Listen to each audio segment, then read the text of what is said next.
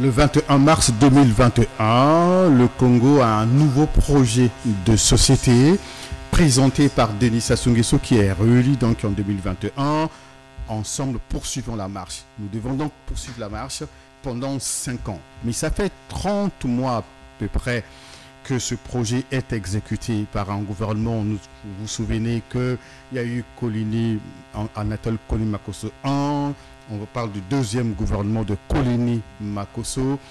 Pas vraiment avec trop de changements dans le gouvernement, mais il n'y a pas que l'exécutif, il y a tout, on va dire, cet appareil étatique qui gère ou encore qui exécute le projet de société du président. Alors, quel en est le bilan?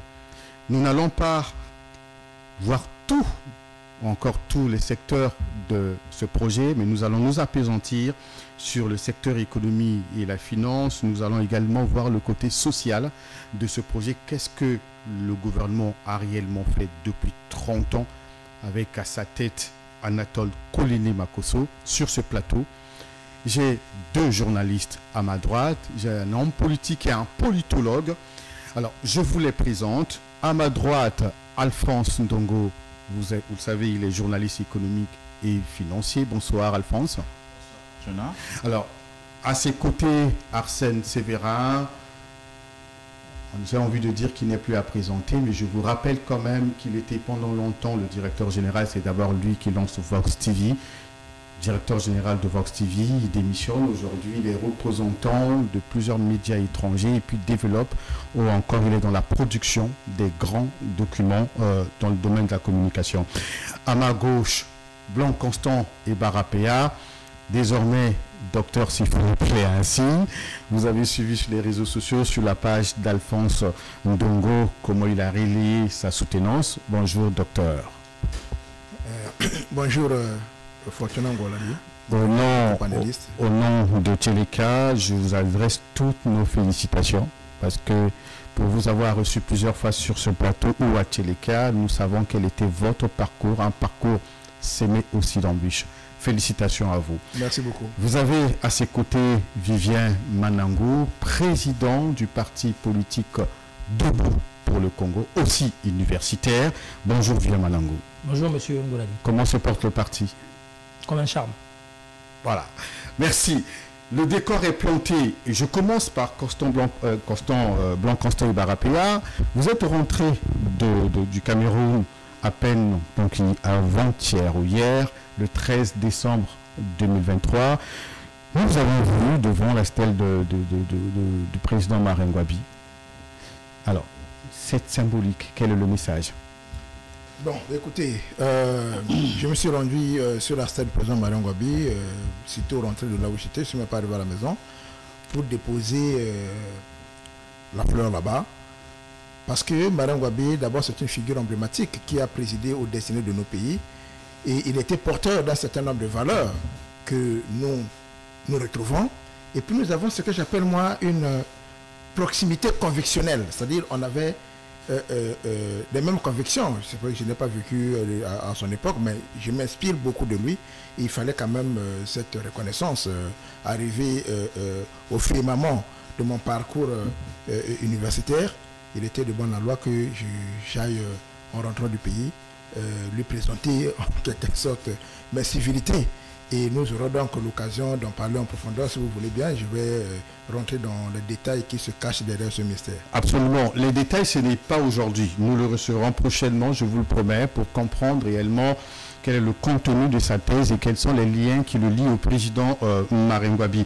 Je tiens à vous rappeler que nous aurons 2 temps dans cette émission. Nous allons recevoir sur ce plateau un échange de 10 à 15 minutes avec Alphonse Ndongo, une dame qui est experte en politique sociale et membre du réseau des femmes leaders africains, une association créée par l'Union africaine et l'ONU. Elle s'appelle Michizi Kibongi, si j'ai bien prononcé, sinon Kibongi.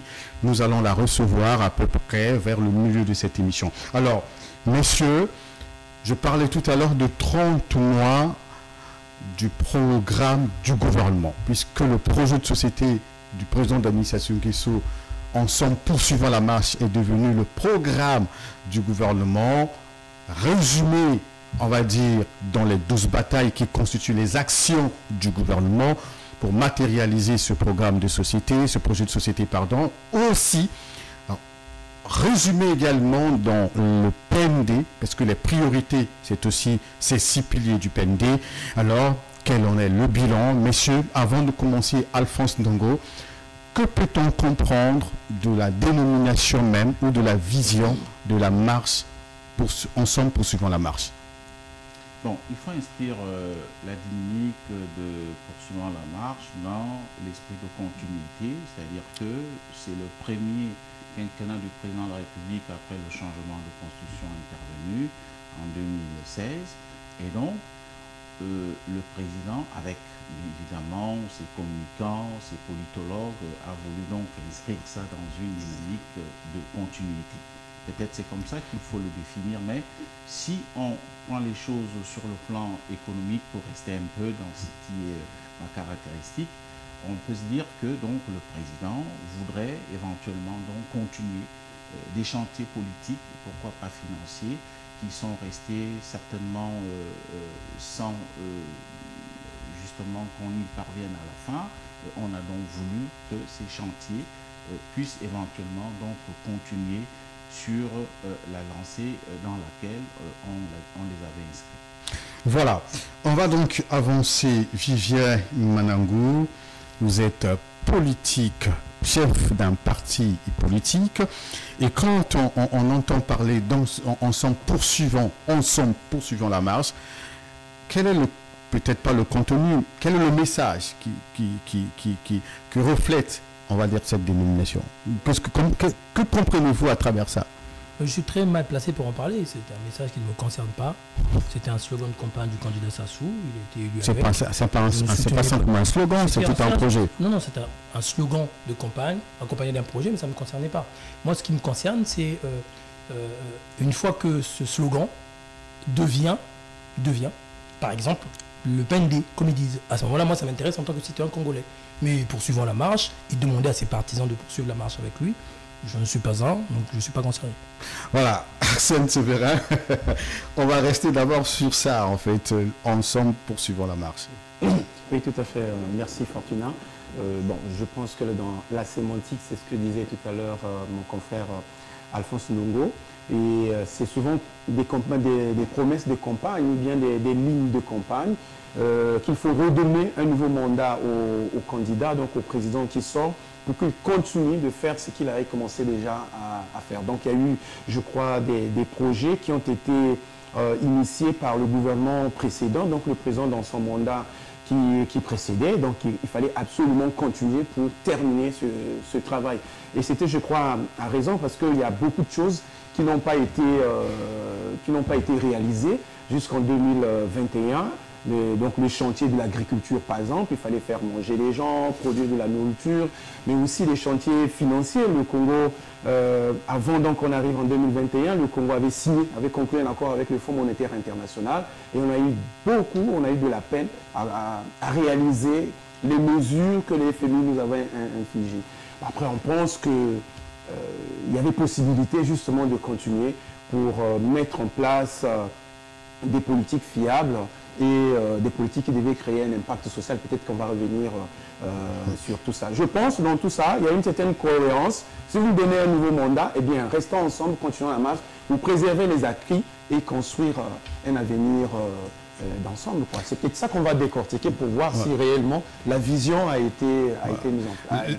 Voilà, la cohérence, c'est que je tiens à vous rappeler qu'à la sortie de la guerre de 97, 98, on va même dire 2000, il y a eu, avec le même candidat et le même président, un projet dénommé la Nouvelle Espérance, puis le chemin d'avenir, puis la marche vers le développement. Et là, nous sommes donc en train de voir l'exécution ensemble poursuivant la marche. Alors, Blanc-Constant Ibarapéa, vous êtes vous politologue. Je viens de rappeler cette cohérence, ou sinon, on va dire que la chronologie même des différents projets de président de la République. Alors, qu'est-ce que vous entendez-vous par la marche vers le développement? Ensemble poursuivant la marche. Bon, ben, merci beaucoup. Il faut d'abord dire que le slogan qui nous est présenté, en réalité, c'est un produit politique qui renforce un projet que vous avez appelé un programme de société qui est devenu un projet qui est devenu un programme de société. Et c'est un produit politique, puisque la politique c'est un champ. C'est un champ, un marché où les gens, les individus présentent des produits aux consommateurs qui sont donc les électeurs. Et nous avons donc plusieurs types de produits. Le candidat lui-même c'est un produit. Vous allez voir par exemple Denis Sassou Nguesso, on l'appelle Décenne, ça devient une marque. C'est un produit. Et le programme aussi, c'est un produit. Donc, ils ont dit, ils ont présenté leur produit poursuivant la marche, une marche qui a été entamée en 2016, puisqu'ils ont dit la marche vers le développement. Et avant là, cette marche se fait sur un chemin qu'ils ont appelé le chemin d'avenir. Donc, poursuivant la marche, donc, quand il y a eu le chemin d'avenir en 2009, on dit il faut donc faire marcher vers le développement. Et il semblerait, parce que quand vous regardez du point de vue de la sémantique, ça veut dire qu'il n'a pas pu atteindre les objectifs en 2021. Qu'est-ce qu'il faut faire? Il faut donc poursuivre la marche vers un nouveau projet, mais en réalité c'est le même projet. Quand vous regardez, depuis même la Nouvelle Espérance, c'est pratiquement le même projet. Il y a peut-être certains attouchements d'ordre sémantique. Sinon en réalité c'est le même projet. Et c'est ça donc qu'il nous présente. Alors, la marche vers le développement. Ensemble poursuivons la marche. Ce qui dit d'abord l'ensemble. Ensemble à qui s'adresse-t-on? Normalement, on devrait, bon, pas normalement, le premier point de vue, on doit s'adresser d'abord aux consommateurs, c'est-à-dire les électeurs, qui ne sont pas forcément les membres de leur parti. Parce que vous allez au marché, vous n'allez pas vendre qu'à ceux qui vous connaissent. Et donc, ils leur disent, aidez-nous, consommez notre produit, et nous allons donc arriver à la promesse. La promesse c'est quoi? C'est la marche arriver au développement. Mais sauf que, et c'est ça le problème que nous constatons souvent, sauf que ceux qui élaborent ce programme, les porteurs de ce message que nous présente ce produit, ne nous disent pas c'est quoi le développement. Quels sont donc les éléments? Ils citent pêle-mêle, on va construire des routes, on va faire ceci, on va faire cela. Et c'est pas du concret où on vous dit non, ce sera l'émergence par exemple en telle année. Mais on ne nous donne pas les indices que quand nous allons arriver à tel moment, nous aurons telle émergence. On va en parler, Blanc Constant. Merci. Alors, ensemble poursuivons la marche s'inaugure avec un nouveau gouvernement, un nouveau Premier ministre après le feu Clément Mwamba qui a passé 5 ans donc, de la marche vers le développement. Et donc, la nouvelle, ensemble poursuivons la marche, même si Clément Mwamba est resté quelques semaines, un mois à peu près, d'après les élections, mais c'est Anatole Koliné Makosso qui inaugure, on va dire, ensemble poursuivons la marche. Il présente d'entrée de jeu 12 batailles qui sont donc ces actions qui devraient mener pendant, certainement, s'il est toujours là, ici on le garde, pendant tout le quinquennat, sinon pendant la période qu'il est là. Avec, on va dire, nous le disons tout à l'heure, le PND. Alors, Alphonse Ndongo, je voudrais qu'on commence à parler donc de ce projet avec vous. Tout commence avec une crise. Tout le monde parle de la crise financière dès l'entame même de ce projet. Et le Congo est sous donc, on va dire, le FMI. Il faut donc à tout prix des accords ou un accord avec le FMI pour trouver des moyens afin de redécoller, on va dire, l'économie. Alors, dans quel contexte, expliquez-nous, on ouvre, on va dire, l'épisode ensemble poursuivant la marche? Alors, ce qu'il faut noter, c'est que si on fait un léger survol sur la situation économique du Congo, notamment à cette période que vous venez de décrire, c'est que le Premier ministre, père son âme feu, le Premier ministre Clément Mwamba, a amorcé une offensive qui consistait à reprendre langue avec le Fonds monétaire international, tenant compte de la situation économique du pays. D'ailleurs, je me souviens, selon les confidences, il ne faut jamais parler des morts, Mwamba me disait que la situation est quand même assez difficile et que franchement, il hérite d'un travail gigantesque qu'il faut absolument mener vers des horizons tout à fait nouveaux. Et lorsqu'il arrive, on le sait, il m'a dit, on me disait qu'il y avait des gens qui s'y opposaient d'ailleurs au sein du gouvernement, qui trouvaient pourquoi est-ce que nous devons aller nous aplatir devant le Fonds monétaire international, cela est conséquence de déstabilisation tôt ou tard. Et des 48 mesures, on le sait, après évidemment cette reprise avec le Fonds monétaire international, on n'a pas pu les mettre sur pied. Évidemment, lorsqu'on arrive donc au deuxième quinquennat, on le sait, bon, malheureusement, le Premier ministre Clément Mwamba n'est plus des nôtres. Et c'est là où commence le travail du Premier ministre actuel, Colline Makosso. Je suis de ceux qui disaient ou disent toujours, je maintiens mes mots, en disant, bon, il est quand même assez politique, mais son péché mignon, c'est qu'en économie, il n'a pas toute la compréhension de l'écosystème politique. On dit que c'est un juriste. Et tenant compte de la situation financière et économique du Congo, est-ce qu'il pourra parvenir? Parce que je m'en référais quand même à une égérie en matière économique et financière comme Clément Mwamba, en me disant, mais lui, qu'est-ce qu'il va faire? Est-ce qu'il pourra faire quelque chose? Alors, je pense qu'il a fini, il faut le reconnaître, le Congo a fini par retrouver dans un premier temps le chemin de la croissance. C'est-à-dire on était dans une situation de décroissance. Ça veut dire quoi? On ne va même pas parler de taux de croissance, on va dire que c'était négatif.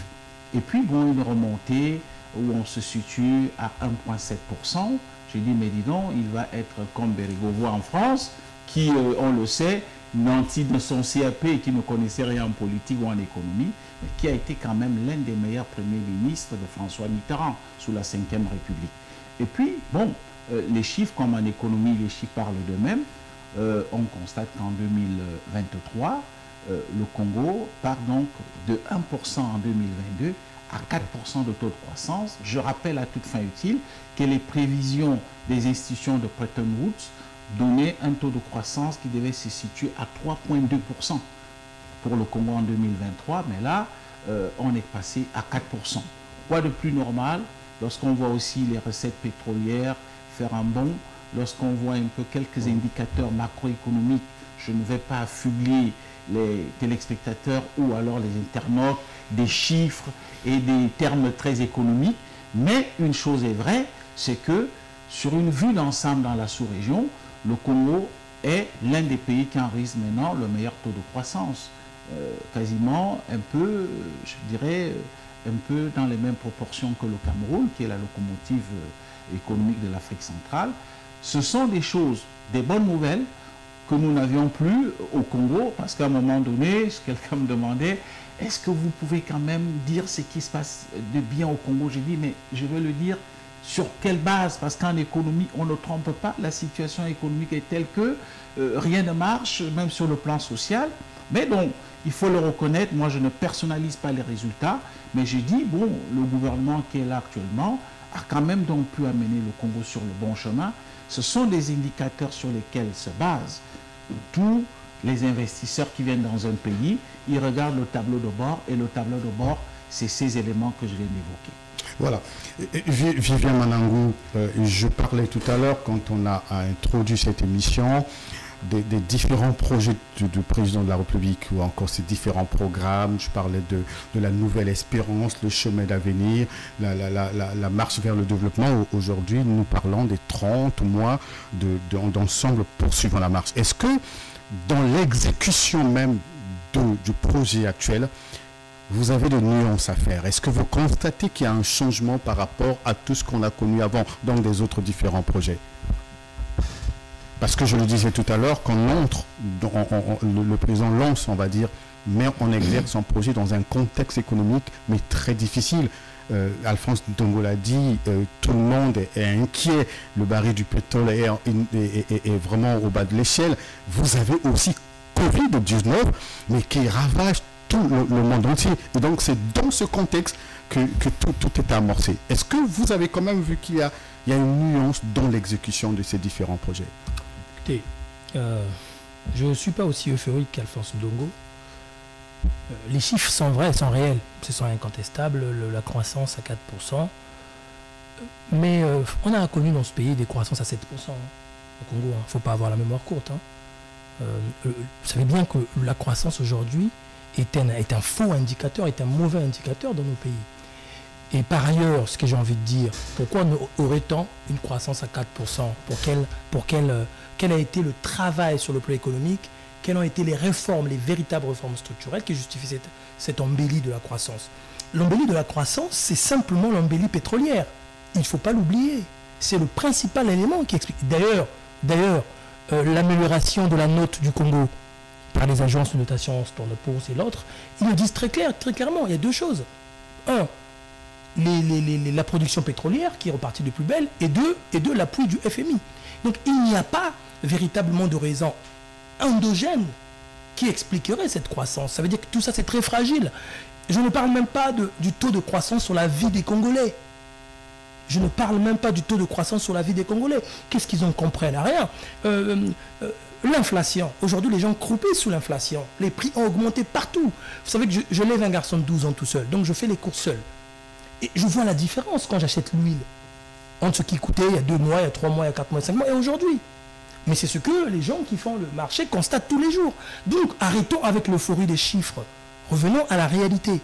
Donc, tout ça, c'est pour vous dire qu'en réalité, de tous les projets que vous avez cités, celui-ci est sans doute le moins bien accompli, mais pour une raison très simple. C'est que les conditions de réalisation d'un tel projet n'existent pas sur le plan économique. Lorsque l'on vous dit que le projet du président, celui que vous avez cité, le titre, l'intitulé, a été transformé en PND, qui doit être financé à hauteur de 8 000 milliards, 700 et quelques millions, que nous sommes incapables de trouver, vous comprenez tout de suite que tout ça, c'est chimérique. Tout ça, c'est du grand bluff. Tout ça, c'est du grand bluff. Voilà des choses qui sont... Voilà ce qu'on appelle la conceptualisation. C'est de la théorie, tout ça. Hein. On a des beaux concepts, mais derrière, dans la réalisation, nous n'aurons pas ça. 8 000 milliards, 700 et quelques millions, on les trouve où? Pour avoir 2 milliards 500 de budget, nous n'arrivons pas. On compte sur les appuis budgétaires. Où trouvons-nous l'argent du PND? Or, le président nous a dit que son projet, c'est le PND. Comment financer le PND? Voilà, Arsène Sévérin, vous avez suivi Alphonse Ndongo, Vivien Manangou. Alors, quelle est aujourd'hui la lecture que vous faites, vous, de l'exécution, on va dire, dès l'entame d'abord, avant d'entrer vraiment dans ce qui se fait ou ne se fait pas? Alors, quelle est la lecture que vous faites, vous, de l'entame même de ce projet? Il faut dire que il faut peut-être retracer le contexte, et je salue d'ailleurs la façon du Premier ministre de prendre le problème. C'est-à-dire le Premier ministre, lorsqu'on lui présente le projet de société du président, il le transforme en programme, il parle de 12 batailles. C'est-à-dire qu'il comprend qu'il s'agit de défis. Il ne vient pas pour des choses qui existent déjà, il vient juste pour accompagner, pour améliorer peut-être le quotidien des Congolais, mais c'est des batailles. Et donc c'est à lui de mettre en place les politiques et de trouver les ressources pour justement gagner ces batailles. L'autre aspect, c'est que lorsque le Premier ministre Anatole Koliné-Makosso est nommé, il suscite un espoir auprès de la jeunesse. Ah ben voilà, un Premier ministre qui arrive, celui-là est né après les indépendances, il comprendra tout de suite les problèmes du Congo et tout. Donc il y a ces deux aspects-là qui sont attachés à sa nomination, qui sont attachés à lui. C'est à son compte, lui. Donc tous les Congolais lui font confiance. On sait aussi quand il arrive que nous, on a échoué avec le Fonds monétaire international. Donc le programme conclu en juillet 2019, les 48 mesures, on n'arrive pas à les appliquer. On a des difficultés pour déceler des questions de corruption, malgré les rappels du président de la République à chaque occasion. On n'arrive vraiment pas à s'en sortir. Et lui, le Premier ministre, Anatole Koliné-Makosso, et ses services, ils travaillent. Ils arrivent à conclure un autre accord en 2021. Et certainement, ça suscite un peu d'espoir, puisque Vivien Manangou le disait déjà, c'est l'un des indices aujourd'hui qui va booster, d'abord qui va remonter la croissance jusqu'à 1,7%, parce qu'on était à moins, donc dans la bulle vraiment, on remonte, et là, les perspectives vraiment jusqu'à 4%, ça rassure. Tout le problème, les taux de croissance chez nous, quel impact dans la vie. Je crois que, pour moi, il n'y a peut-être pas lieu d'être déçu. C'est vrai, 2024, c'est une année de mi-mandat.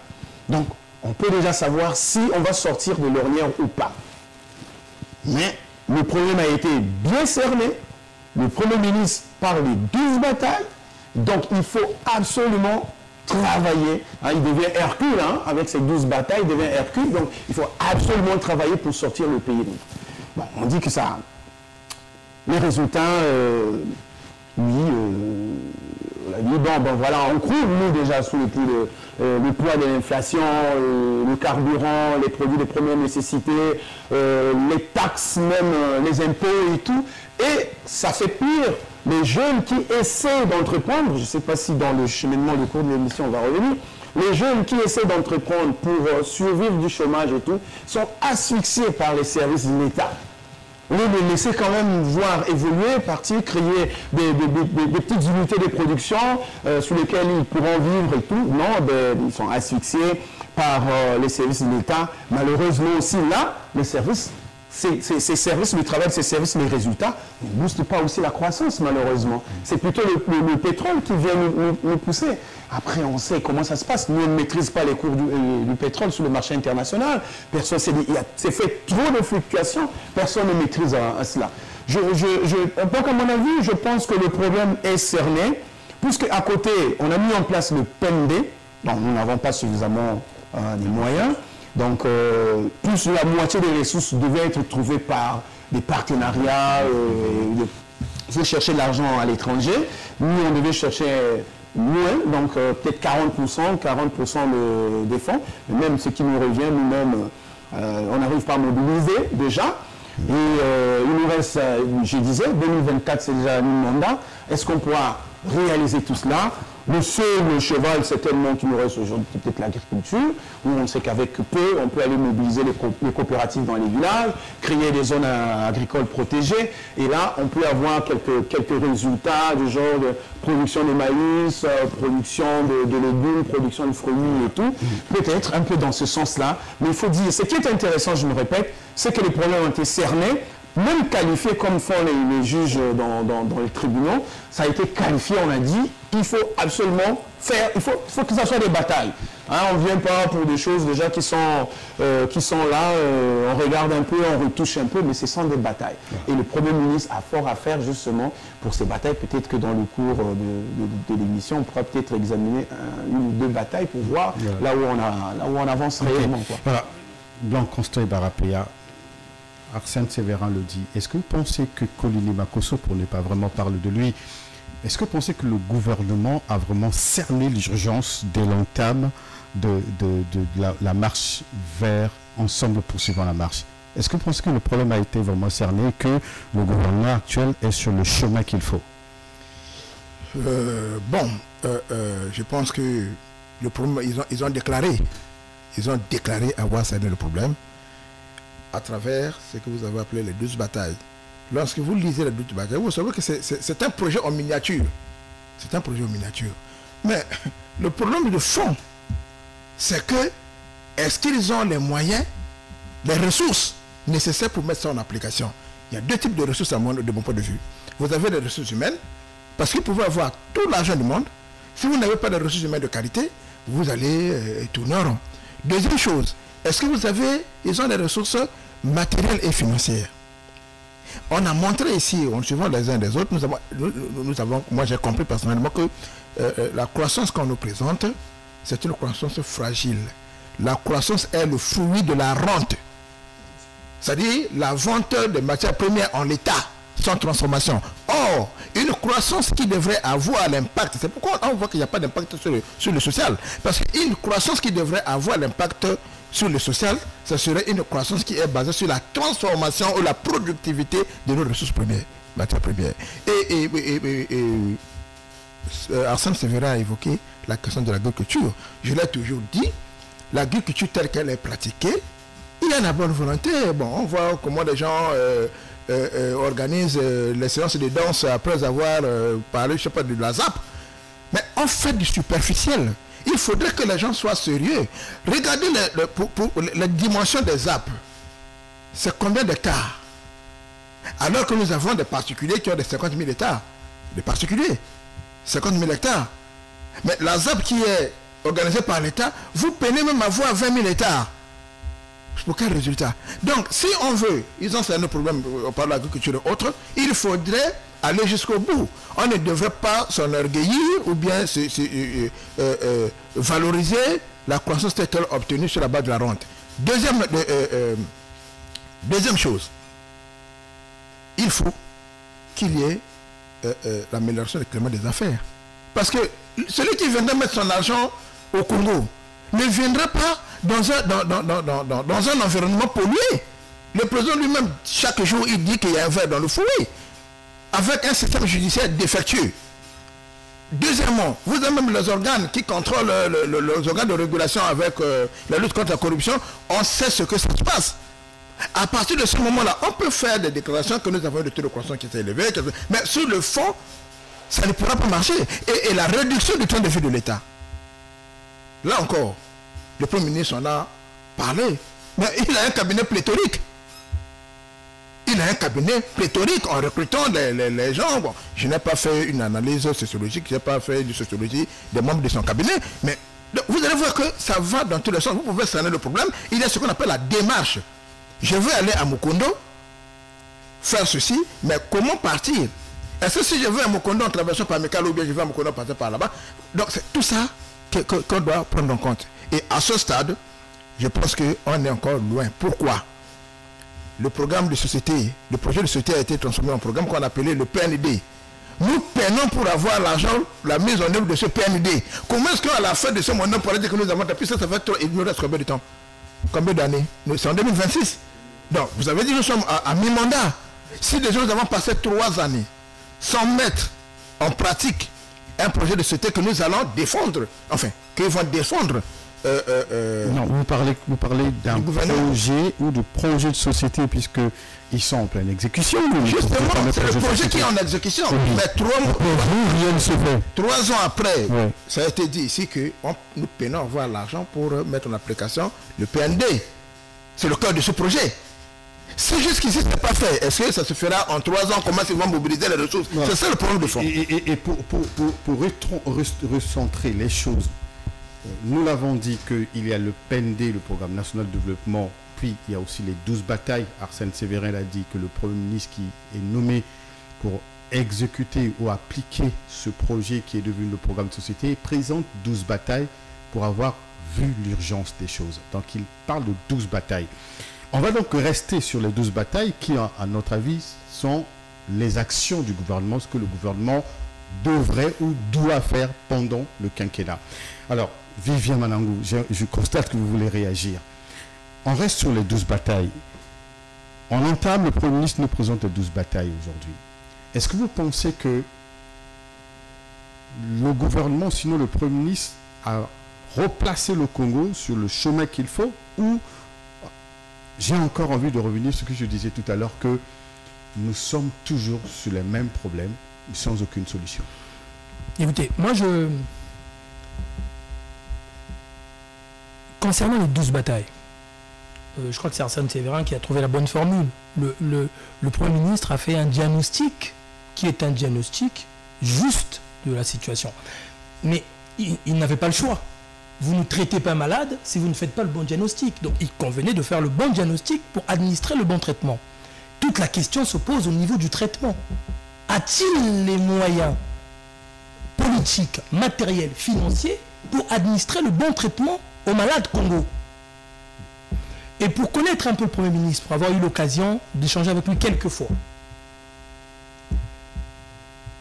les 12 batailles, d'une certaine façon, sont tirées du PND dont je pense que le Premier ministre lui-même ne croit pas en l'exécution, en l'État. Et pourquoi vous le dites? Mais parce que c'est lui qui est le principal ordonnateur des dépenses de l'État. Donc il sait qu'il n'a pas les sous. Enfin écoutez, on n'a pas besoin d'être docteur en économie pour le comprendre. Il n'y en a pas. On vous dit que nous avons besoin d'appui budgétaire tous les ans. Donc il sait, le Premier ministre, et les membres du gouvernement le savent aussi, qu'on n'aura pas les sous pour financer le PND. Et peut-être qu'en résumant ceci en 12 batailles, ça permet de se dire, bon, on descend sur un échelon qui est plus réalisable par rapport à notre situation économique. Dont acte. Mais ce dont attendent les Congolais, M. Ngoulali, ce n'est pas tellement 12 batailles. C'est finalement, est-ce que les prix baissent? Est-ce qu'on peut manger décemment? Est-ce que le courant, ça va? Est-ce que l'école des enfants? Est-ce que je peux vendre mon charbon? Les Congolais ne se posent pas des questions très très compliquées, vous savez. C'est de la microéconomie auprès du peuple. C'est de la micro. Et à ce niveau-là, les résultats n'y sont pas. Mais pourquoi les résultats n'y sont pas? parce que le système est plus fort que les ambitions du Premier ministre. Est-ce qu'il n'y a pas une démarche, on va dire, une sorte de plan de développement, d'exécution de ce programme de société ou de 10 batailles qui a été mis en place et Alphonse Ndongo le disait tout à l'heure, il fallait d'abord les accords avec le FMI. Nous sommes aujourd'hui, nous allons bientôt à la 4e, on va dire, revue avec le FMI. Alors, est-ce que vous ne pensez pas qu'à ce niveau-là, le gouvernement actuel n'a pas mieux fait? Mais si vous voulez qu'on compare les résultats des gouvernements par rapport aux satisfecits accordés par les revues, évidemment, puisque les revues sont bonnes. Mais il faut toujours lire avec attention ce que dit le FMI. Le FMI, ce sont des diplomates. Donc ils ont toujours un langage qui est un langage courroucé. Ils ne veulent pas choquer. Ils disent les choses. Regardez le communiqué du 22 mai 2023. Je notais une phrase assez sibylline, mais qui a un sens fondamental. Ils ont dit qu'ils semblaient ne pas être convaincus par la soutenabilité de la dette. Première chose. Deuxième chose, ils ont encore dit que au niveau de la corruption, pas grand-chose n'a été fait. Je résume, je caricature presque, mais si vous laissez le communiqué, c'est ça qu'il veut dire. Mais nous savons que dans ce pays, la mère des batailles, c'est la corruption. La mère des batailles, c'est la corruption, M. Ngolali. Tant que nous n'aurons pas une vraie lutte acharnée contre la corruption, nous aurons toujours les mêmes tares. C'est-à-dire une fonction publique pléthorique, avec un service public de très moindre qualité. Toujours. Nous aurons toujours des dépenses quelquefois inutiles. Je n'ai pas envie d'être méchant, mais on a beaucoup de dépenses inutiles dans ce pays. Le dernier en date, si je vous dis, qu'est-ce que va apporter le sommet de 3 bassins pour le Congo? Vous serez capable de me répondre? Non, rien. Et donc, ce que j'ai envie de vous dire, c'est que la question du diagnostic, nous sommes d'accord. Et de ce point de vue-là, le Premier ministre a fait un travail formidable. Mais non, il faut les actions. Et les actions, ce n'est pas le Premier ministre, chef du gouvernement, qui peut les réussir seul. Le patron des actions, c'est le président de la République. C'est à lui que retourne la gouvernance du Congo. Il faut se le rappeler, et tout le monde le sait dans ce pays. Lorsque vous avez le fonctionnaire corrompu dans son coin, qui fait tout pour continuer à être corrompu. Vous savez, nous avons des choix dans ce pays. Récemment, il y a des jeunes qui sont morts à Ornano. Je ne refais pas le débat. Mais parce qu'il y a une décision politique. 6 000 recrues dans l'armée. D'accord? 6 000 recrues dans l'armée. Alors, M. Ngolaï, est-ce que vous pensez qu'aujourd'hui, l'urgence est recruter les militaires dans ce pays? Nous avons des problèmes budgétaires. Nous sommes d'accord. On a dit appui budgétaire et des problèmes de budget. Savez-vous combien par année nous sommes capables de recouvrer comme recette fiscale? Nous faisons moins bien que le Niger et le Burkina Faso. C'est une honte. Alors, est-ce que ce n'est pas des contrôleurs des impôts qu'il faut recruter avant de recruter les militaires? Moi, j'en ai des centaines que je forme à l'université. Est-ce que ce n'est pas ces gens-là, contrôleurs des impôts, qui sont capables de se battre pieds à pied contre l'incivisme fiscal, qui nous fait perdre des milliards tous les ans? Est-ce que ce n'est pas des contrôleurs qu'il nous faut, qui vont faire rentrer de l'argent dans les caisses de l'État, qu'il nous faut que des militaires? Ils sont gentils, les militaires, mais est-ce qu'on en a besoin aujourd'hui? Vous voyez, il y a aussi une question de choix politique. Et moi, j'ai envie de vous dire, les 6 000 militaires, ce n'est pas la décision du Premier ministre. Je l'ai entendu dans un discours du président de la République. C'est au plus haut sommet de l'État. À un moment donné, il faut savoir d'où doivent partir les responsabilités. Et en démocratie, les responsabilités, c'est celui qui était venu devant le peuple avoir le suffrage. Ce n'est pas celui qu'on a délégué. Voilà, Alphonse Ndongo, est-ce que 3e revue, 4e revue, c'est vrai qu'on a réussi à avoir les accords avec le FMI, l'argent et les fonds sont débloqués. Et est-ce qu'il y a un impact? Est-ce qu'on peut penser que ça vaut la peine de marcher aujourd'hui avec le FMI? Est-ce que c'est vraiment une note positive pour le gouvernement? Il faut noter une chose, c'est qu'il y aura une 4e revue et dernière d'ailleurs du Fonds monétaire international en 2024. Et il faut en plus noter une chose, le Fonds monétaire international ne nous donne pas assez d'argent dont nous avons besoin. Ça, c'est une erreur que les gens commettent. Le Fonds monétaire international nous aide à redresser l'économie, que nous puissions soigner la qualité de notre signature pour accéder au marché financier international. Donc s'il y a des batailles, notamment sur le plan social, il faudrait bien que nous puissions bénéficier du satisfecit du Fonds monétaire international pour accéder au marché financier international, c'est-à-dire s'endetter. Un pays comme la Côte d'Ivoire, je vous rappelle, c'est le 2e pays le plus endetté auprès du Fonds monétaire international, hein, après pratiquement, je crois, l'Afrique du Sud. Alors, c'est parce que cet argent permet à la Côte d'Ivoire aujourd'hui de développer tout ce que vous avez comme infrastructure. Et les soins que la signature de la Côte d'Ivoire apporte est que la Côte d'Ivoire peut lever des fonds sur le plan international. Et donc, notamment pour le cas du Congo, s'il faut financer le PND, d'ailleurs vous avez suivi récemment, lors du récent séjour du président de la République à Dubaï, que la Banque mondiale va accorder un appui budgétaire, notamment pour essayer, pourquoi pas, de commencer à financer le PND à hauteur de 100 millions de dollars. Ça représente quoi si je prends le taux du jour? Ça veut dire 600, ça veut dire 60 milliards de francs CFA. Donc c'est déjà, on peut dire, un appui qu'une institution de Bretton Woods va apporter au Congo, et cela peut servir d'élément déclencheur pour que d'autres gens viennent évidemment se greffer au projet de développement du Congo. Donc il faut ne pas accepter ce que les gens pensent souvent, parce que les gens me posent la question: ah, le Fonds monétaire était là, ils nous ont donné de l'argent, le Fonds monétaire ne vient pas avec des nguiris en passant par Maya Maya pour venir verser dans le trésor congolais. Non, le Fonds monétaire international nous permet d'être éligibles, d'être des gens pris au sérieux par la communauté financière internationale. Et donc, il faut espérer que si cette 4e revue, qui va donc se passer en 2024, c'est ce que j'espère, c'est ce que je pressens au regard des indicateurs macroéconomiques, cela veut dire que le Congo pourrait donc, à l'horizon pratiquement 2025, dont je pense à un an de la présidentielle, être un pays qui est respecté, qui donc a soigné la qualité de sa signature, quitte à ce que nous allions sur le marché financier international. Ça veut dire quoi? On peut lever des eurobonds. Des eurobonds, c'est-à-dire on peut par exemple à nouveau bénéficier des circonstances dans le cadre du partenariat public-privé auquel a fait allusion mon excellent confrère Arsène tout à l'heure. Ce n'est qu'à ce niveau que se situe évidemment notre déclic.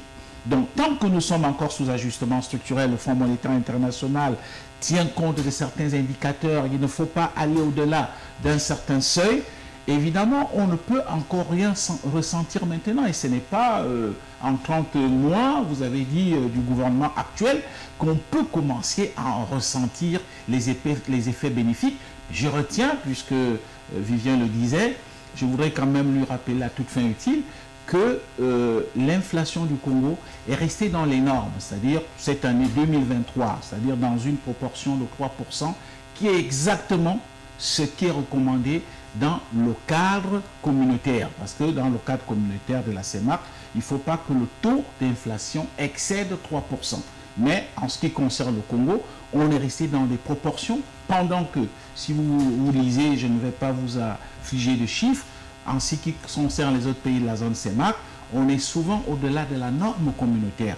Mais c'est déjà un bon indicateur. C'est vrai, pour un pays aussi comme le nôtre, nous dépendons des importations. Et donc, si tout ce que nous consommons vient de l'étranger, comment voulez-vous que lorsque on achète cela en devises étrangères, en dollars par exemple, et que ce soit revendu dans nos marchés, ben, les gens cherchent des marges. Et c'est pourquoi les ZAP, c'est-à-dire les zones agricoles protégées, que moi je suis de près, hein, contrairement à ce que Constant a dit, oui, il y a la danse, parce que la danse rentre dans la culture bantou, mais je vous le dis, non, c'est déjà une bonne approche. C'est une meilleure approche que c'est lui qui parlait d'agriculture. Alphonse Doro, je voudrais quand même rapidement qu'on parle de la résilience de l'économie congolaise. Je n'ai pas envie de revenir sur ce débat. Est-ce qu'il fallait le FMI ou pas? Est-ce que le du FMI? On se souvient bien, 94, 95 et pendant toute cette période. Et donc c'est Pascal Lissouba, paix à son âme, qui était à la tête de ce pays. Le Congo était aussi, on va dire, voilà, même bien avant, on a constaté que l'économie n'a pas réellement existé, puisque on a connu, on va dire, un malaise social, mais vraiment profond. Mais aujourd'hui, nous sommes quand même à peu près à 3 ans avec le FMI, sinon 4 ans ou 5 ans avec le FMI. Alors, est-ce qu'on est dans la même situation ou encore il faut craindre le pire? Je pense que si on a fait quasiment 3 ans de cheminement avec le Fonds monétaire international, avec les augmentations on peut le dire 2 fois de suite, du prix du litre de carburant à la pompe, avec évidemment l'inflation de certains produits importés sur le marché. La communication gouvernementale semble avoir joué un rôle, parce que moi je redoutais le pire, pensant que nous pourrons être dans des soulèvements sociaux. Donc ça c'est déjà dans un contexte de crise. Le gouvernement a réussi à assurer, n'est-ce pas, ces charges incompressibles, notamment payer donc les salaires de ces fonctionnaires, même si on peut noter qu'il y a quelques institutions à budget de transfert qui en souffrent. Mais tout au moins, l'économie congolaise est restée debout. C'est-à-dire que on se sera attendu à ce que les conséquences économiques débouchent sur, n'est-ce pas, des aspects sociaux ou politiques. Mais là, il me semble que les choses sont quand même en bon ordre. Ça, on peut s'en féliciter. C'est vrai qu'on me dira, oui, c'est la situation quasi générale en Afrique centrale. Mais vous savez que le Congo est un pays qui est plus politique que les autres pays de la sous-région. Et donc, on avait quand même peur à un moment donné. Je constate avec certainement une certaine joie que la résilience économique du Congo a tenu bon. C'est bon ou pas? Je vous vois sursigner tout le temps. Oui, juste pour peut-être ajouter 2 aspects sur les revues avant de parler de la résilience. Alphonse Ndongo il disait déjà, c'est-à-dire qu'avec les revues ou bien avec les programmes avec le Fonds monétaire international, le problème ce n'est pas d'arriver au développement. Mais le problème c'est un recadrage, une discipline budgétaire. Le succès avec le Fonds monétaire international, c'est que quand on a fini ces programmes, on a fini les 4 revues, sinon peut-être un peu plus, quand on sort de là, on est outillé, on peut maintenant nous-mêmes gérer l'économie selon les normes internationales. Malheureusement, souvent quand on a eu ces programmes-là, on finit très mal, on échoue et on revient aux mêmes habitudes. Je me souviens encore, le Premier ministre Clément Mwamba disait, maintenant qu'on a signé, et il le disait en 2019, maintenant qu'on a signé avec le Fonds monétaire international, il faut qu'on arrête avec la boulimie. Il faut qu'on arrête avec les dépenses inutiles d'argent. Je crois qu'aujourd'hui, on est certainement dans cette discipline. Dès qu'on va sortir l'année prochaine de ce programme avec le Fonds monétaire international, on peut maintenant aller chercher de l'argent qui ne nous appartient pas en dehors des ressources que nous pouvons mobiliser en interne. La vente du pétrole et peut-être des recettes fiscales. Il y a toujours eu de l'argent.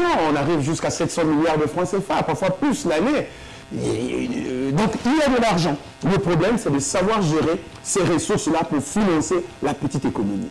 La résilience.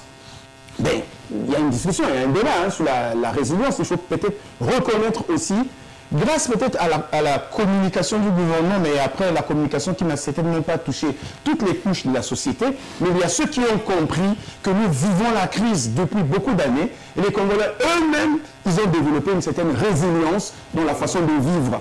Ce qui fait mal, c'est que lorsque les gens développent la résilience, des petites activités, le gouvernement n'accompagne pas. Le gouvernement détruit les acquis, les petites choses qui existent. Je vous parlais des petits commerces en étalage, des mamans qui permettent de faire vivre les familles, de payer l'école des enfants et tout. On s'en prend à cela.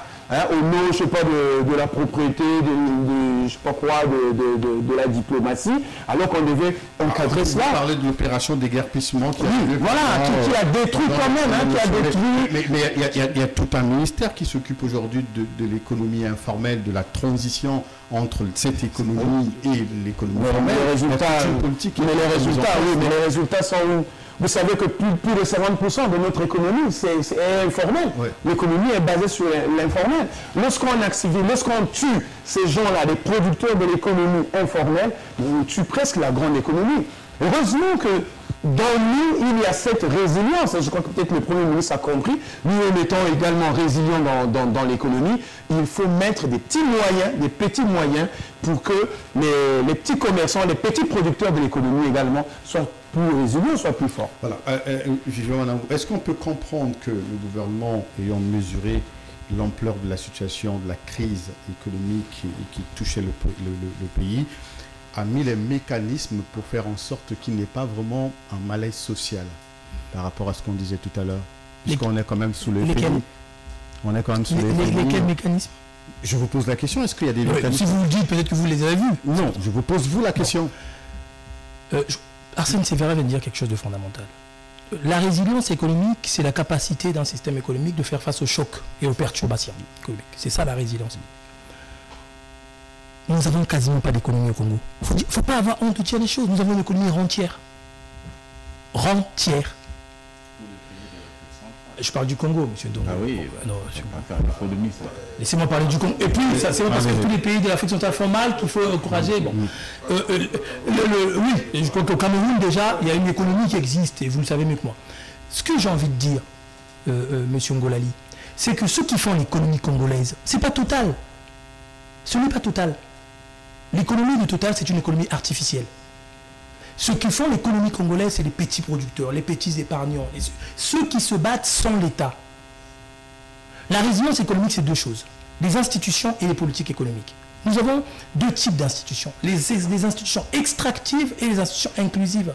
Au Congo, nous n'avons que des institutions extractives, c'est-à-dire budgétivores, qui ne font que gratter l'argent qui devrait aller dans la vraie économie, dans l'économie réelle. Lorsqu'il y a eu quelques mesures qui ont été prises, je crois des mesures de bon sens par le gouvernement du colonel Makosso, notamment sur les questions fiscales, la taxe de roulage et compagnie. C'était très bien, ça a servi d'amortissement.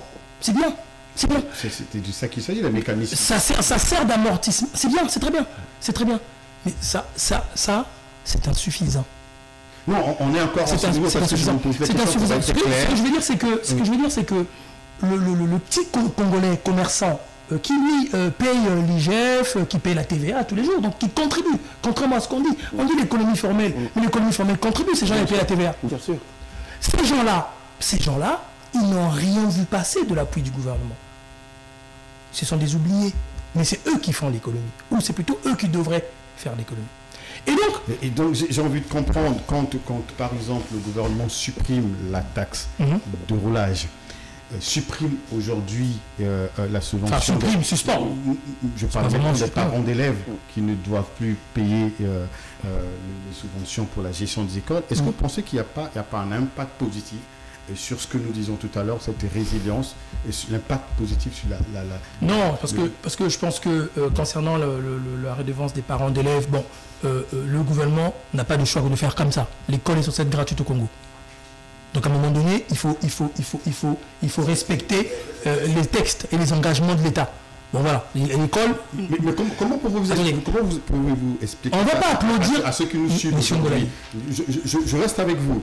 Comment pouvez-vous expliquer qu'on a un gouvernement qui est conscient qu'il est en crise, ou encore que le pays est en crise, mais qui prend quand même ces mesures, vous l'avez dit tout à l'heure, qui sont, à mon avis, des mesures très courageuses. Alors, comment vous expliquez? Est-ce que c'est des mesures populistes simplement, ou vous pensez que c'est réellement pour résoudre un problème? Non, c'est ce que disait Alphonse Ndongo. Ces mesures-là sont prises pour éviter une déflagration sociale. Alphonse Ndongo l'a dit. Et beaucoup d'entre nous ici savent la grande inquiétude des gouvernants sur ces questions-là, d'augmentation des prix de carburant et compagnie, qui affectent l'économie réelle. Donc, le gouvernement a fait son travail gouvernemental. On ne va pas l'en féliciter pour ça. Peut-être qu'il y a un souci une fois que ces mécanismes, ces mesures-là sont annoncées, des bonnes mesures d'ailleurs pour amoindrir le choc qui peut arriver, mais les services de l'État n'accompagnent pas l'inconditionnel. Parce que lorsqu'on suspend les taxes de roulage, qu'est-ce qu'on a comme conséquence? C'est l'augmentation du prix de transport dans les bus et dans les taxis. Mais on n'a aucun contrôleur qui regarde tout ça là pour remonter l'information au niveau du gouvernement, alors que le gouvernement, son Premier ministre, ils ont pris des bonnes mesures pour accompagner les chocs qui vont arriver. Mais c'est les mêmes services de l'État qui viennent pour comme amplifier, amener ce qui est négatif. Je parlais du système. Regardez l'histoire de... J'ai vu passer un décret du Premier, je ne sais plus c'était quelle forme administrative ça avait, c'était un décret, je ne sais plus, mais qui suspendait, qui interdisait au commissariat de faire payer des amendes et les machins de convocation. Monsieur Ngolali, nous sommes au Congo. Vous êtes allé dans un commissariat récemment? Ça se paye. Et on commence par ça. Mais est-ce que c'est le problème, du gouvernement, du Premier ministre? C'est ça que je veux dire. C'est ce que Laissez-moi finir. Ce que j'essaie de dire simplement, tout simplement, avant d'accorder la parole à monsieur, enfin de passer la parole à monsieur conseiller Barapère, ce que j'ai envie de dire simplement, c'est que les mesures que peuvent prendre le gouvernement et son chef n'auront n'auront pas d'efficacité réelle si les services de l'État ne suivent pas. Oui. Et pourquoi les services de l'État ne suivent pas? C'est quelque chose qu'on connaît très bien, qu'on connaît très bien dans les sciences administratives. C'est lorsque les services de l'État prennent le pouvoir sur le politique. Lorsque les services, lorsque les fonctionnaires, les administrations prennent le pouvoir sur les politiques, alors les décisions politiques deviennent des vœux, mais des vœux pieux. Voilà. Blanc Constant et Barabéa, est-ce que Anatole Kounimakosso il hérite d'une situation, on va dire, impossible à résoudre? Se trouve-t-il dans une sorte d'impasse ou piégé même par le système? Je ne pense pas qu'il soit piégé par le système. Il est un homme du système.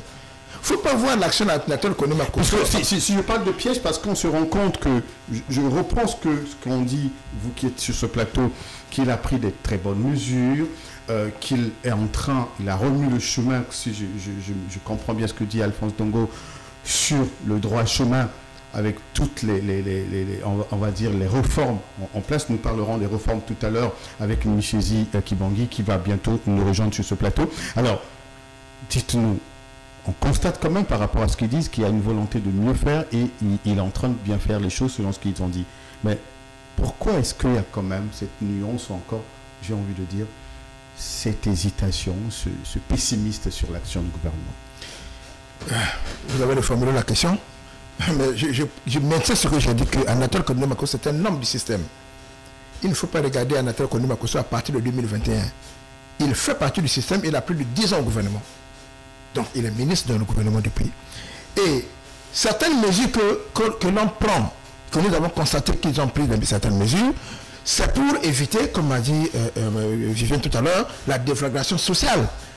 Et vous savez, nous qui sommes sur le plateau, nous savons que les mesures de FMI, notamment avec les PASS, les programmes d'ajustement structurel, sont toujours en antipode avec les aspirations du peuple.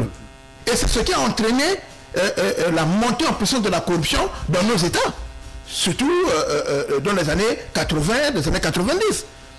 Alors, ils ont fait le choix d'aller au FMI, c'est vrai, c'est très bien. Mais cela n'arrangerait rien tant que nous n'avons pas les hommes de qualité dans le pays. La première fois que le Congo est parti au FMI, c'est dans les années 86.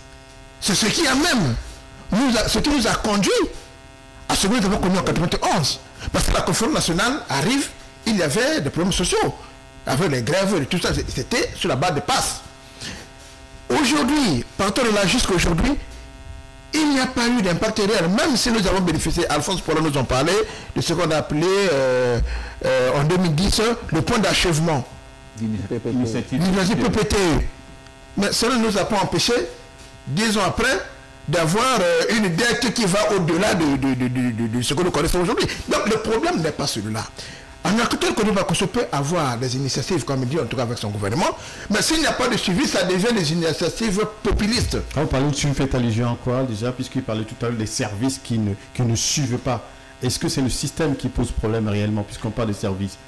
Mais lorsque on prend une décision et que les services n'appliquent pas, ça veut dire qu'il y a des dysfonctionnements.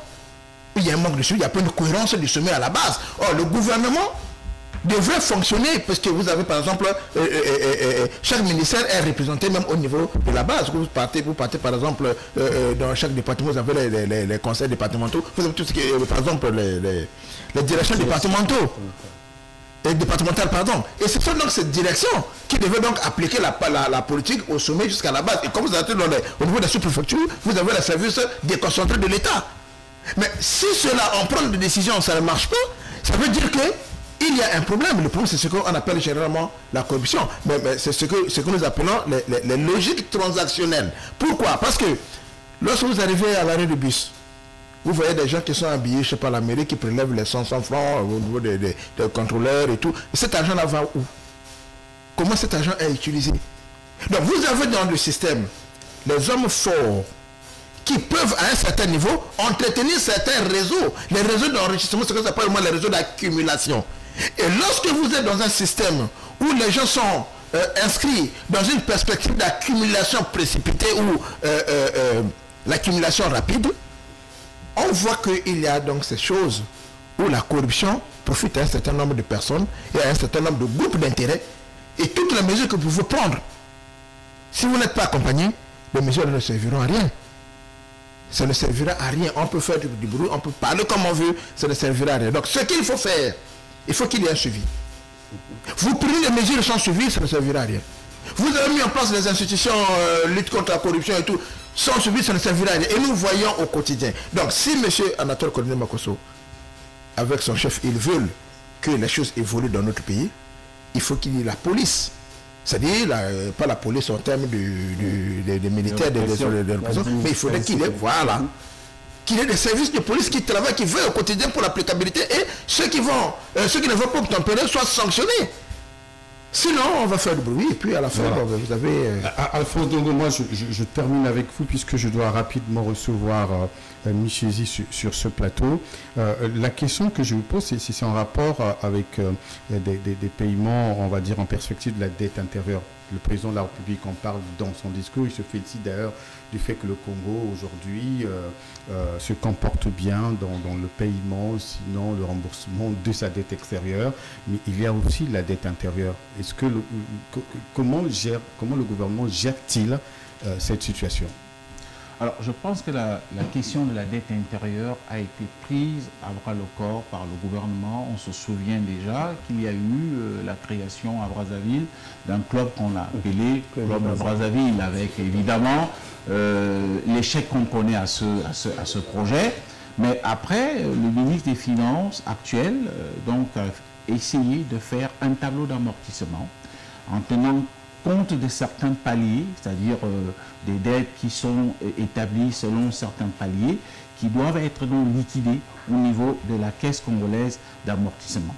Et c'est vrai que cela fait des graissements de dents au sein de certains opérateurs économiques, mais c'est déjà une amorce de solution. Il faut le reconnaître qu'un pays, si on veut relancer la consommation, si on veut quand même, c'est-à-dire peut-être c'est trop technique pour dire lancer la consommation, c'est quoi? Si on veut permettre qu'il y ait quand même de l'argent qui circule au niveau de notre économie, il faut penser à payer la dette intérieure. Cela est donc prévu parce que c'est une volonté non seulement du Fonds monétaire international, une recommandation, mais aussi le gouvernement s'y est engagé, tenant compte du fait quand même que, qu'on le veuille ou non, la trésorerie de l'État s'apprécie quelque peu. S'apprécie quelque peu, tenant compte, n'est-ce pas, des entrées de recettes pétrolières. Vous savez très bien que dans le cadre du budget 2024, le baril a été établi à 75 $, tandis que le taux de change du franc CFA dollar devrait être celui de 590 francs CFA. Donc, ce qui fait que les recettes budgétaires de l'État, notamment pétrolières, seront en hausse de plus de 11%. C'est de l'argent qui peut permettre, je pense, de manière graduelle.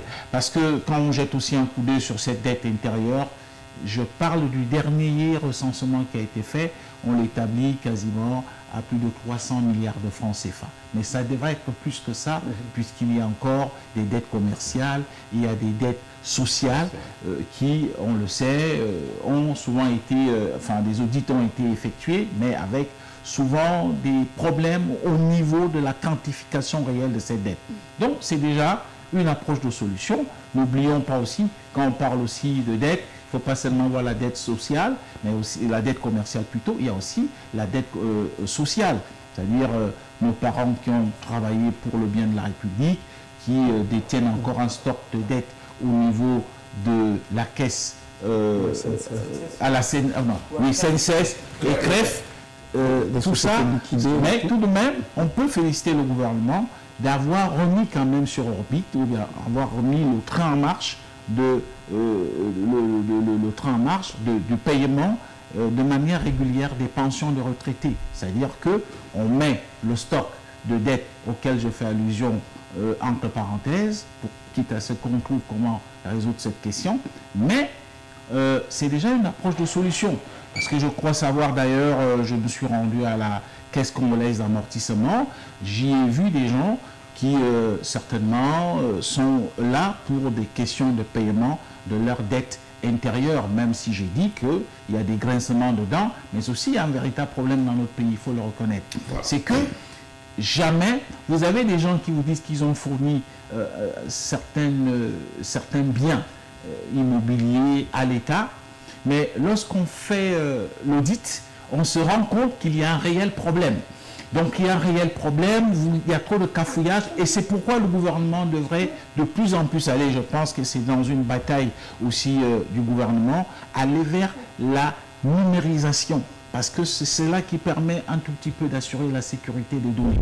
Donc, voilà, merci beaucoup à Alphonse Ndongo. Si le temps ne nous fait pas défaut, vous allez revenir sur ce plateau, mais sinon, nous terminerons l'émission avec Michezi Kibongui qui nous rejoint tout à l'heure. Mais en attendant qu'elle arrive, alors, Viviane Manangou, quand même une décision, on va dire, courageuse aussi. Le paiement, c'est vrai, c'est le devoir du gouvernement, vous allez encore nous le dire, de payer la dette intérieure, mais par rapport à la situation économique, est-ce que placer cela comme une priorité, est-ce qu'on peut dire que c'est une décision courageuse? Alors moi c'est pas une décision courageuse. Il ne faut pas dire que c'est pas une décision courageuse. C'est une décision indispensable qui s'imposait pour des gens qui ont rendu des services tarifés à l'État. Et l'État se doit de payer. L'État se doit de payer. La décision courageuse pour moi, M. Ngolali, c'est le jour où on décidera de payer les bourses des étudiants. Parce que ceux-là, ils n'ont pas... c'est pas un service qu'ils ont rendu, c'est l'avenir du pays et l'État doit prendre en charge les étudiants. Et le jour où l'État décidera de trouver de l'argent pour payer les étudiants qui ont quelquefois 3 ans de bourse non payée, à ce moment-là, on parlera de décision courageuse. La dette intérieure est une recommandation du FMI, Alphonse Ndongo vient de le dire. Donc, d'une certaine façon, ça s'impose à nous. Mais il y a quelque chose qu'il a dit qui est fondamental. Il faut faire véritablement l'audit de cette dette intérieure, mais l'audit avec une participation citoyenne. C'est-à-dire que ce ne soit pas un audit fait dans un cabinet caché où personne ne comprend et on nous sort la liste. Qu'on prenne des gens, les citoyens qui s'occupent notamment des questions de droits de l'homme et compagnie, on les connaît, on les met ensemble avec les experts et les cabinets d'experts et ils font l'audit pour déterminer qui on doit réellement. Dans cette dette, il y a une partie qui est une dette artificielle et nous le savons. Voilà. Nous l'avons annoncé, Michezi et Kibongui, elle est avec moi sur ce plateau. Bonsoir. Je tiens à rappeler que vous êtes juriste, expert en politique sociale et membre du réseau des femmes leaders africains. Alors, rapidement avec vous, parce que nous tendons vers la fin de cette émission. Alors, nous allons avec vous revoir rapidement, puisque vous êtes juriste, les réformes aujourd'hui, on va dire, apportées par le gouvernement Makosso. Alors, j'ai d'abord une question qui demeure aujourd'hui d'actualité. Le gouvernement, suite au drame d'Ornano, engage 2 enquêtes. Deux enquêtes, l'enquête administrative et l'enquête judiciaire. Alors, rapidement, pour nos téléspectateurs qui nous suivent et les internautes qui nous suivent, quelle en est la différence? D'accord, merci d'avoir posé la question. Effectivement, on a 2 enquêtes tout simplement parce que les autorités qui ont diligenté les enquêtes sont différentes. On a les autorités administratives, on a l'autorité judiciaire. C'est-à-dire, je vais m'expliquer.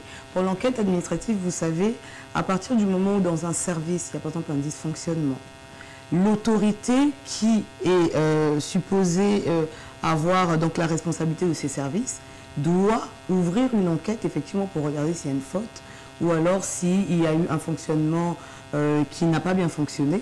Okay, tout simplement parce qu'elle doit d'abord s'assurer, cette autorité, que les informations ou les allégations qui ont été portées à sa connaissance sont réelles. Donc, raison pour laquelle, effectivement, on va arriver à cette enquête administrative. Et ensuite, parce que tout au long de cette enquête, l'objectif, non seulement c'est de prouver une faute dans l'organisation du service, le fonctionnement. Après, concernant effectivement le drame d'Ornano, on verra, on est encore... Là, moi, je ne peux pas effectivement me prononcer à la place des autorités administratives. Tout simplement, tout ce que je peux dire, c'est qu'à l'issue de cette enquête, avec les informations recueillies, les autorités verront quelle est la suite à donner à cette enquête. Ça, c'est pour l'enquête administrative. Et ensuite, pour l'enquête judiciaire, tout le monde l'a vu, effectivement. Là, c'est l'autorité judiciaire. Donc là, on est face là à la justice, là, premièrement, qui avait été représentée par le procureur de la République, qui, lui, est venu sur place parce qu'on l'a informé. Il était avisé et ensuite, il a décidé donc de mener une enquête judiciaire. Qu'est-ce que c'est? Parce qu'il dispose de l'opportunité des poursuites. Il décide de poursuivre à partir du moment où il est informé qu'il y a eu un drame. Je vais parler couramment. D'accord? Donc là, le but, c'est de vraiment rechercher la vérité, rechercher les éléments. Et s'il y a eu commission d'une infraction, ou autre. Après, c'est aux autorités judiciaires de qualifier l'infraction, si oui ou non il y a infraction par rapport au drame d'Ornano. Voilà. Avant de nous rejoindre sur ce plateau, Vivier Manango, Blanc Constant et Barapéa ont parlé de la lutte contre la corruption, en réalité, qui ne se fait pas depuis, voilà, puisque nous parlons de la marche ensemble, marche ensemble,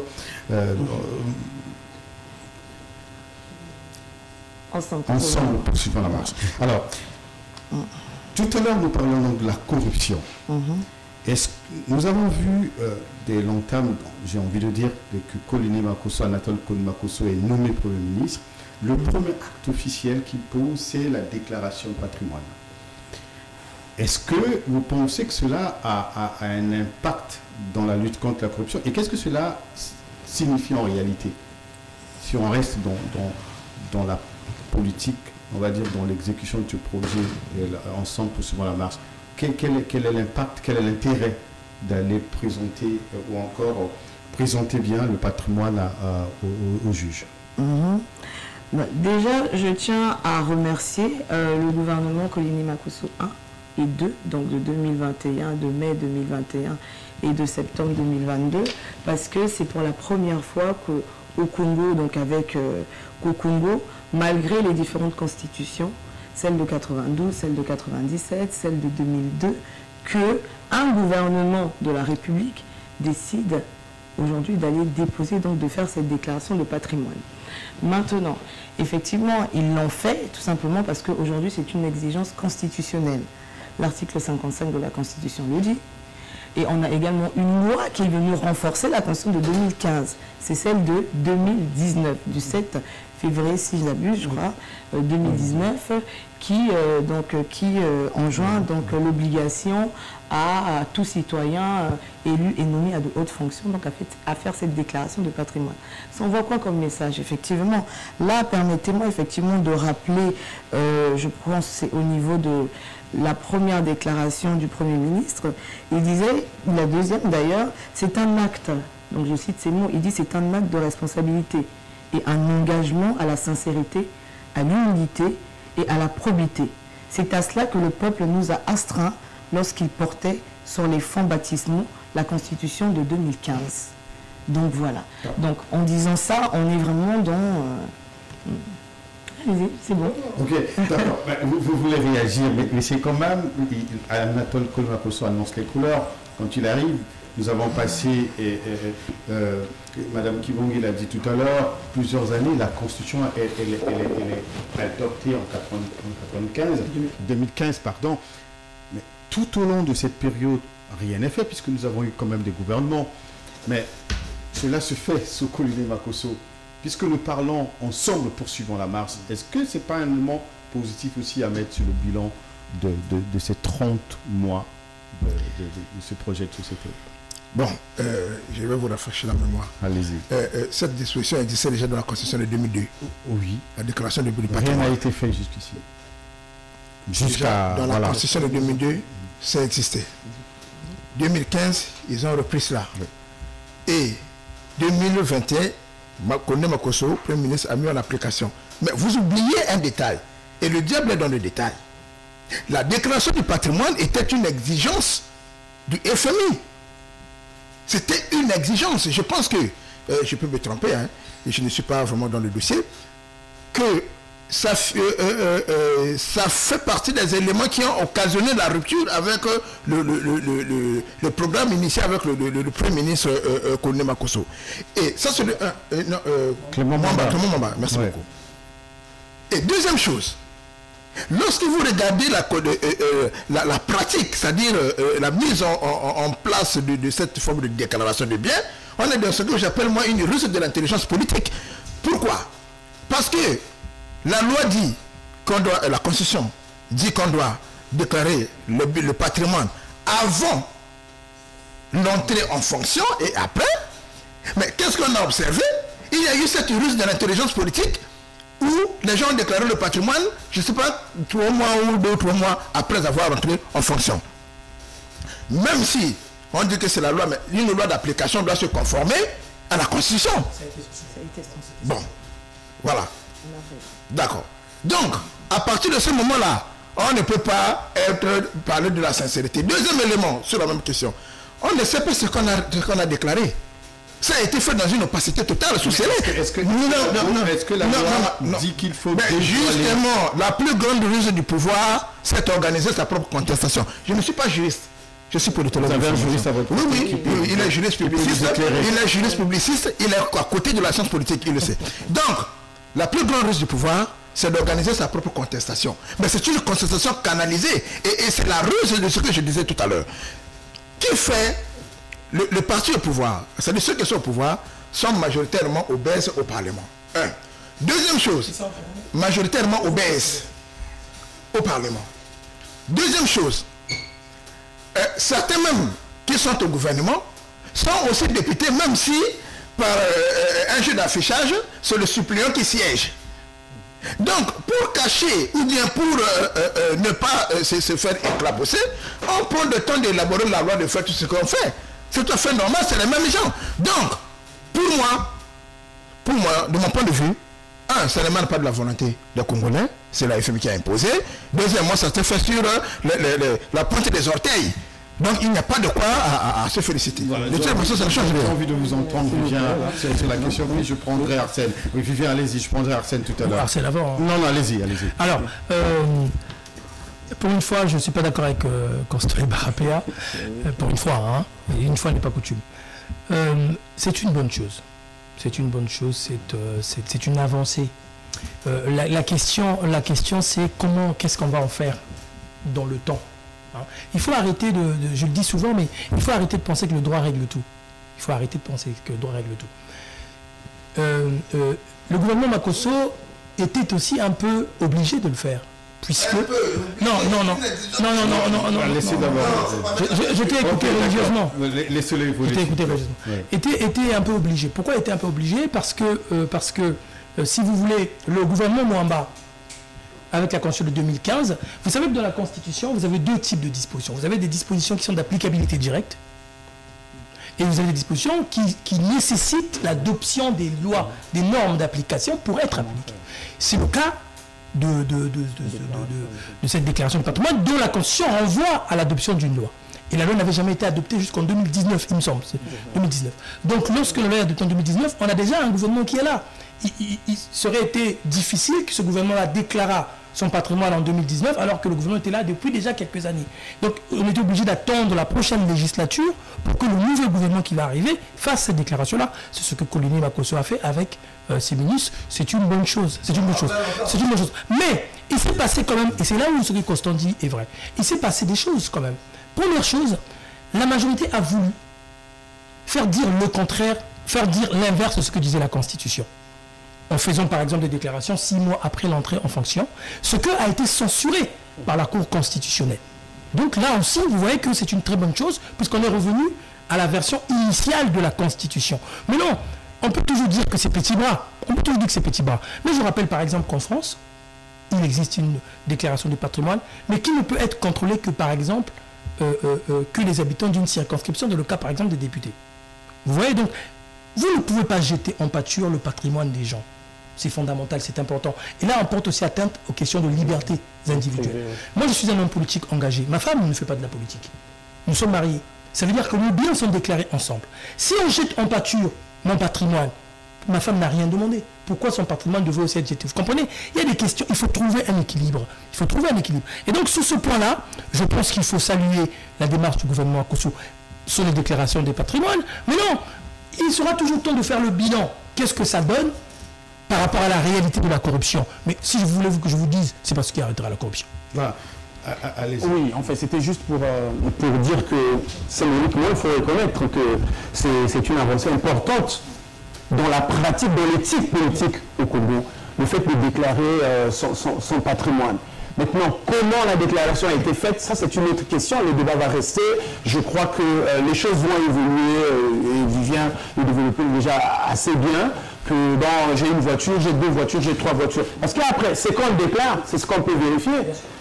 Ce qu'on déclare, c'est ce que... Et puis, le système, c'est déclaratif, donc c'est volontaire. C'est vous qui écrivez ce que vous avez. Mais c'est comme... Oui, mais ça a toujours été comme ça. Donc, ce n'est pas... Non. Ce n'est pas une erreur. Ce n'est pas une faute.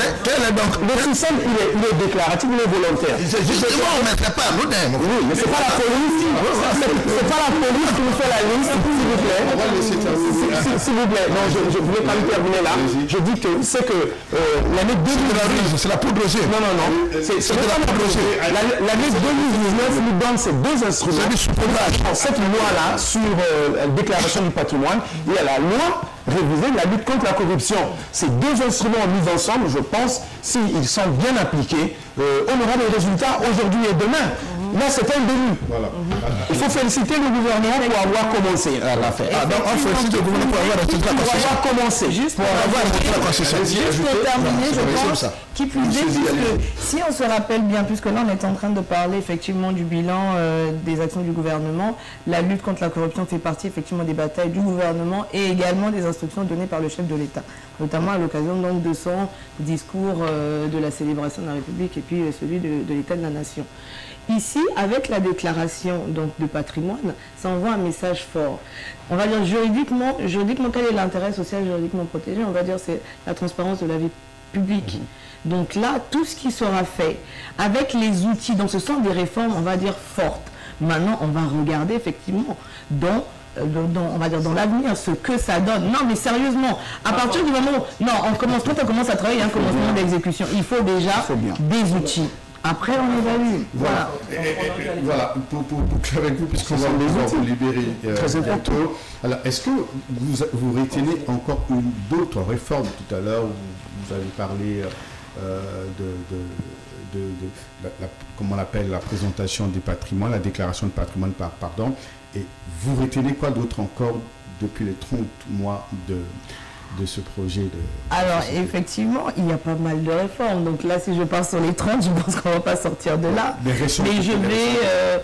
non, les plus récentes, sur le volet social. Donc là, je vais revenir sur un aspect. Tout à l'heure, j'ai entendu les différents intervenants parler par rapport au FMI, ce qui a été fait et tout avec le gouvernement.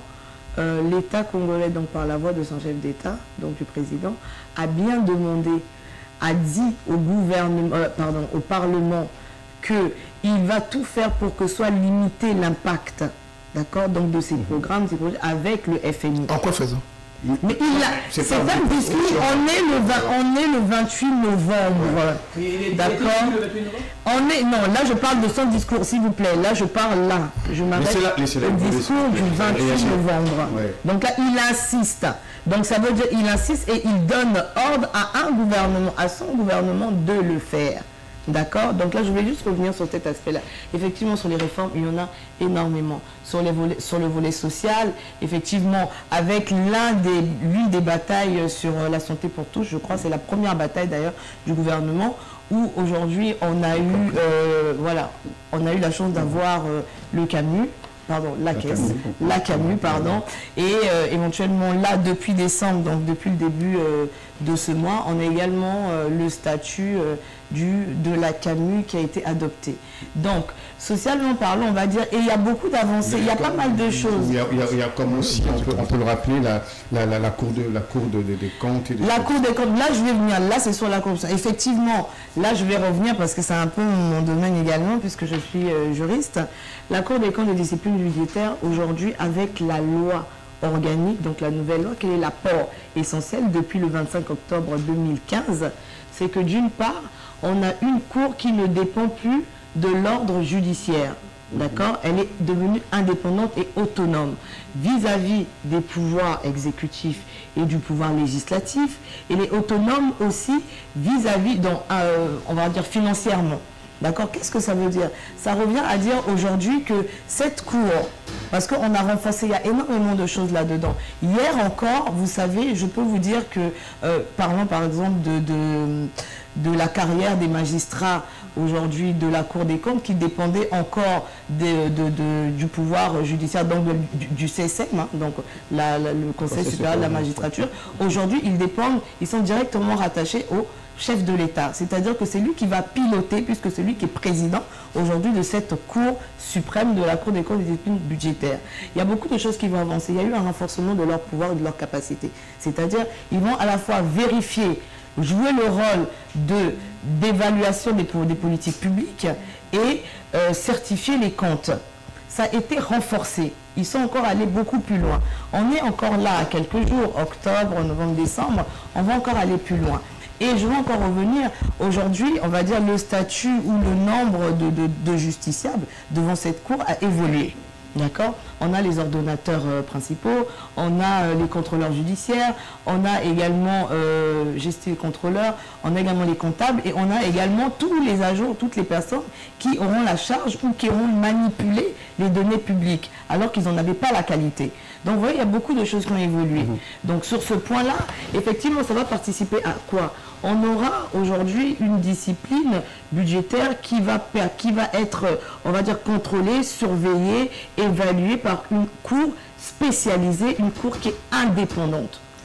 Vous savez, madame, on a eu la même chose, hein. On a eu une très belle loi de la haute autorité de lutte contre la corruption, hein, qui donne beaucoup de moyens, beaucoup de prérogatives à cette institution pour aller plus loin dans les enquêtes et tout. Bon, j'ai appris que on nous prépare, je ne sais pas, une dizaine d'enquêtes qui vont nous publier.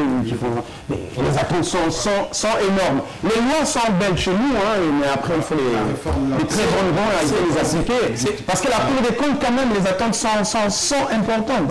C'est ce qu'on appelle l'illusion vertueuse du droit. C'est l'illusion vertueuse du droit. Et quand on est un peu plus vieux comme moi, le droit, on ne s'arrête pas à la lecture des textes. On regarde ce qu'on en fait. D'accord? On peut avoir les plus belles. Vous savez, on a adopté des belles lois dans ce pays, hein, parfois quelquefois très en avance sur la presse. À l'époque, c'était. Tout ça, c'est pour vous dire. Attendez. Mais c'est ce débat, on est dans le débat, monsieur Ngola. Nous sommes en train de voir de fond en comble. Oui, bien sûr. Sur des secteurs, nous avons parlé de l'économie, bien sûr. Et le social. Ce que ce gouvernement a pu faire, ce qu'il n'a pas pu faire. On est sur ce débat. Alors, la question que je vous repose maintenant, est-ce que la réforme de la Cour des comptes ne contribue-t-elle pas à la lutte contre la corruption? Non, parce que ça ne passe pas là-bas. Parce que c'est pas là-bas. Le contrôle des finances publiques dans un État, c'est pas dans une cour que ça se passe. Ça se joue pas là-bas. La Cour des comptes, même dans les pays les plus sérieux, son rôle, c'est un rôle d'aiguilleur, d'accord, sur les politiques publiques. Il fait des rapports publics qui permettent d'aiguiller les politiques du gouvernement. C'est pas la Cour des comptes qui va rendre transparente la gestion du budget. Il ne faut pas se tromper sur son rôle. Et d'ailleurs, non madame, non, il ne faut pas se tromper sur son rôle et sur l'influence. Je vais vous prendre un exemple très simple, les textes le disent. Qu'est-ce que disent les textes? Les textes disent aussi que la Cour des comptes, c'est le conseiller, assiste le Parlement dans le cas de l'élaboration, notamment du budget de l'État, de l'autre des finances et compagnie. D'accord? Vous posez la question au député. Comment la Cour des comptes est assise? Voilà. Donc tout ça c'est pour vous dire, nous ne sommes plus au temps où l'on nous adopte des textes censés être des avancées et penser que l'adoption de ces textes suffira. Ça ne suffira pas. Ce qui suffira, c'est une vraie politique volontariste avec des actions. C'est-à-dire une déclinaison législative sur le terrain, dans la pratique. Et c'est là où ça pêche. Voilà. Arsène Sévérin, nous allons terminer cette émission et Alphonse Dongo va revenir pour que nous bouclions ensemble cette émission. Arsène Sévérin, rapidement, nous avons deux questions, encore les questions d'actualité. Le drame d'Ornano, donc avec le recrutement des militaires. Et puis nous verrons, nous allons nous intéresser à la personne, ou sinon la personnalité du Premier ministre. Est-elle vraiment, je parle de la personnalité, Okul Nemakoso, est-il l'homme de la situation? Mais bien avant qu'on en parle, comment jugez-vous, quelle appréciation faites-vous de la gestion du drame d'Ornano par le gouvernement? De la gestion du drame d'Ornano par le gouvernement, je ne parle pas d'enquête administrative. On a vu quelques officiers qui ont été suspendus, ça c'est normal. Je ne parle pas d'enquête judiciaire puisqu'elle est en cours, elle n'est pas encore conclue. On attend le procès et on verra jusqu'où pourra aller le juge congolais. Je crois que là-dedans, les autorités politiques ont été assez claires. Le président de la République a redit qu'il faut des mesures fortes et puis après tirer les leçons de ce qui est arrivé. Les leçons, évidemment, il faut donner le travail aux jeunes, je crois, hein, et puis savoir avoir une éthique dans la gestion de certaines choses. Donc, je pense que à ce stade-là, je ne peux pas me prononcer un peu sur la gestion de cette crise. Nous attendons à avoir un procès libre et équitable et voir des condamnations parce qu'évidemment, il y a eu des gens, des responsables, tout au long de la chaîne des responsables, il y a eu des personnes, du début jusqu'à la fin, et ceux qui ont exité les jeunes, qui ont chicoté les jeunes, qui ont fait tout ça là, jusqu'à ceux qui ont organisé le recrutement, tout ça c'est une chaîne de responsabilité. On doit avoir chacun, en ce qui le concerne, être responsable, être reconnu responsable et être fermement condamné, et ensuite réparer les familles qui ont perdu des êtres chers. C'est pas, je sais pas ici, c'est les 3 millions, les 4 millions qu'on a donné pour aller enterrer. Ça, c'est pour l'enterrement, se calmer un peu et attendre véritablement en matière civile quelles sont les condamnations qui seront prononcées pour réparer les familles qui ont perdu justement des êtres chers. 2 semaines seulement après, si je ne me trompe pas, l'enquête judiciaire est publiée, bouclée et publiée. Non, Administrative, pardon. L'enquête administrative, bouclée et publiée. Nous avons vu comment le gouvernement prenait l'engagement devant les parlementaires de suivre de très près cette situation. Est-ce qu'on peut lire derrière ça, donc par rapport aux conclusions que nous avons avec la sanction d'un général dans ce pays, c'est pour répéter pour la première fois, de voir un général qui soit suspendu de cette manière suite à une situation de ce genre. Est-ce qu'on peut dire que derrière tout cela, on lit quand même la volonté, un changement de paradigme dans la gestion des crises par le gouvernement? Bon, c'est dans la constance qu'on va dire que c'est un changement de paradigme. Hein. C'est dans la constance. Hein. Dans la constance. Même si je ne suis pas en train de dire qu'il faut qu'il y ait d'autres drames comme ça pour juger. Mais il faut quand même dire que je trouve que le gouvernement a fait ce qu'il fallait dans la réactivité. Dans la réactivité, on a vu le Premier ministre se déployer, on l'a vu aussi donc faire cette différence entre les deux enquêtes. L'enquête administrative est prête, on a vu qu'il y a des sanctions, je crois que ça doit être une première fois, ça va dans le bon sens. Il y a quelque chose qui est une certitude, même avant l'enquête judiciaire, même avant la fin de l'enquête judiciaire, c'est la responsabilité sans faute de l'État. Tous ceux qui ont fait un peu de droit administratif le savent. L'État, la responsabilité sans faute de l'État est incontestable. Donc, ça voudrait dire qu'il faut déjà qu'on se prépare à indemniser ces familles et à réparer. Et il y a des gens, moi j'ai une étudiante là-bas, 3e année de droit, qui va faire un concours avec le BPC. Vous imaginez la détresse de la jeunesse congolaise? Vous imaginez? Donc, il faut prendre la chose sérieusement. J'avais déjà dit ça ailleurs. Au-delà de l'émotion, il faut à un moment donné que le gouvernement puisse s'asseoir spécifiquement sur la question. On fait bien les grands bassins, hein, les trucs des grands bassins là. Hein. On peut très bien faire un grand bassin, je ne sais pas comment ils appellent ça, sommet sur le chômage des jeunes. Hein. Il faut vraiment qu'au-delà de l'émotion, on doit se poser tous des questions. Comment une étudiante de 3e année de droit va aller à l'armée pour recruter avec le BPC? C'est pas le désarroi total qui pousse à ça?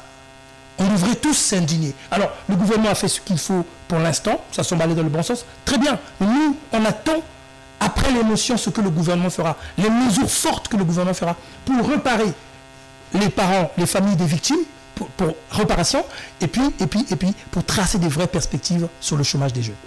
Alphonse Ndongo, la gestion du gouvernement par cette crise. Je pense que mes prédécesseurs ont déjà presque tout dit. Ce qu'on peut noter, c'est qu'il y a eu une réactivité du gouvernement, et puis finalement, le gouvernement qui débloque 5 millions de francs CFA pour les obsèques. C'est déjà souvent, cette réactivité, on ne la voit pas souvent lorsqu'il y a des problèmes de même nature. Mais cela devrait nous interpeller.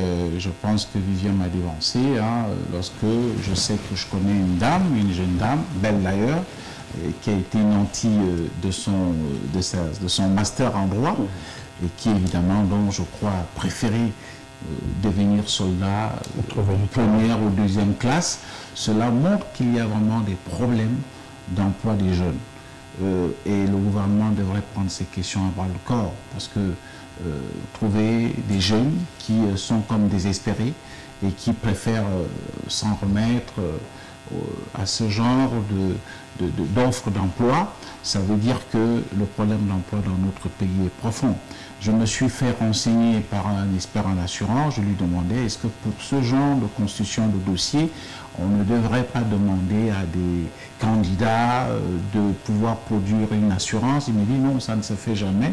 Ça veut donc dire que ça rejoint ce que vient de dire Vivien, c'est l'État qui devrait donc supporter entièrement ce qu'il y a comme dommage à payer en termes numéraires à ces familles. C'est vrai que l'argent n'arrange jamais, ne peut jamais remplacer un être cher dans une famille, mais tout de même, ça peut être un réconfort.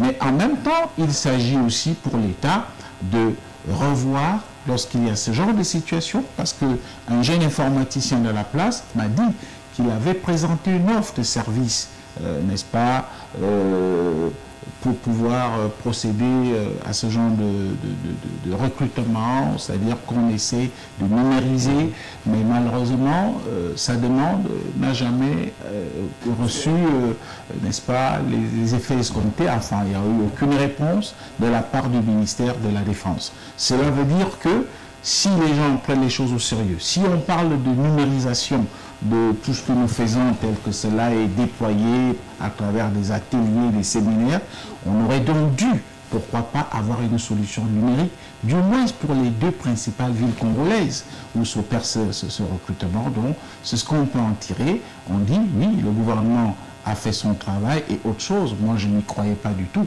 Je ne pensais pas qu'il y aurait des sanctions à l'encontre, s'il vous plaît, des hauts gradés de notre armée.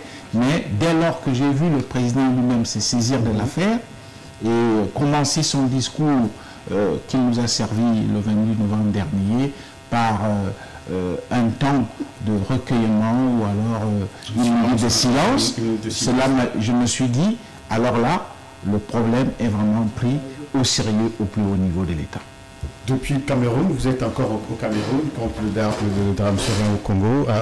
Et comment avez-vous la perception que vous avez vue depuis le Cameroun de la gestion de cette crise par le gouvernement? Bon, mais comme tout citoyen, je suis d'abord indigné en voyant cela. J'ai eu des pincements de cœur. Je crois, j'en ai même un peu écrit sur ma page pour souhaiter la condoléance ou bien faire une déclaration quelconque.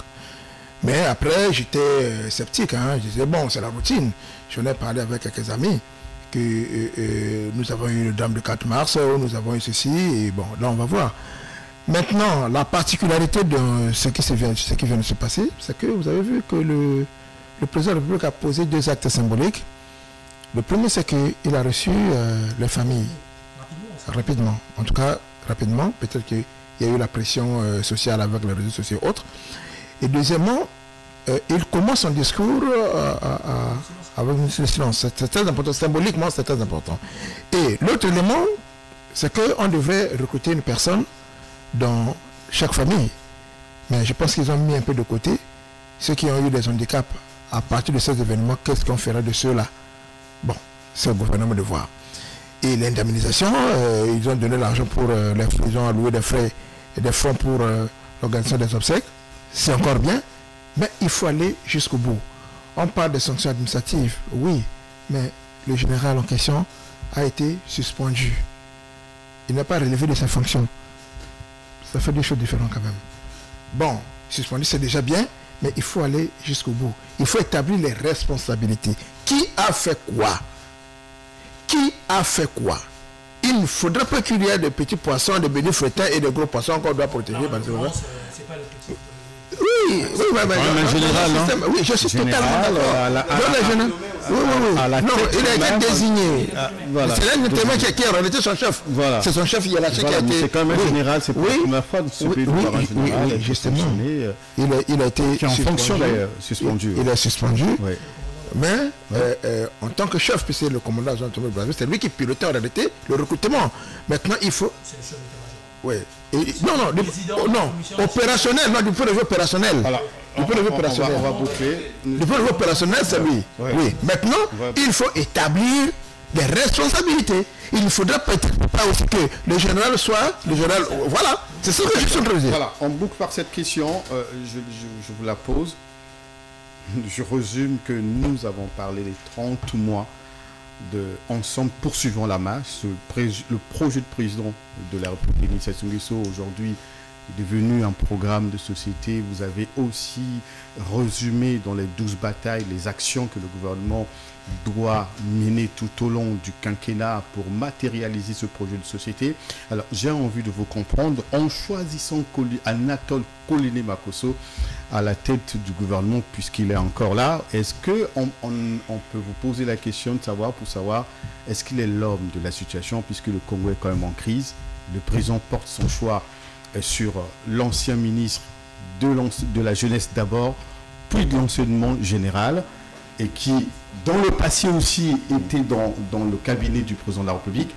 Est-ce que Anatole Koliné-Makosso demeure-t-il ou aura-t-il l'homme de la situation, Alphonse Ndongo? Alors, il faut noter une chose, c'est que lorsqu'on arrive à ce degré de responsabilité, ça veut dire que si le chef a jeté son dévolu sur vous, c'est que pour lui, vous êtes l'homme de la situation. Mais c'est seulement que dans le landerneau politique national, notamment au sein du microcosme politique du PCT, il faut reconnaître une chose, Makosso était-il attendu ou pas? C'est quelqu'un qui arrive comme un cheveu dans la soupe, il est quasiment arrivé aux côtés du président Sassou après son retour aux affaires en 1997. Et puis, travaillant auprès de la première dame, se retrouve ministre de l'instruction civique et plus tard bombardé quand même à un poste qui est assez tout à fait important, c'est lui du ministère du primaire et du secondaire. Là, finalement, et puis de là, c'est l'ascension fulgurante pour qu'il se retrouve Premier ministre.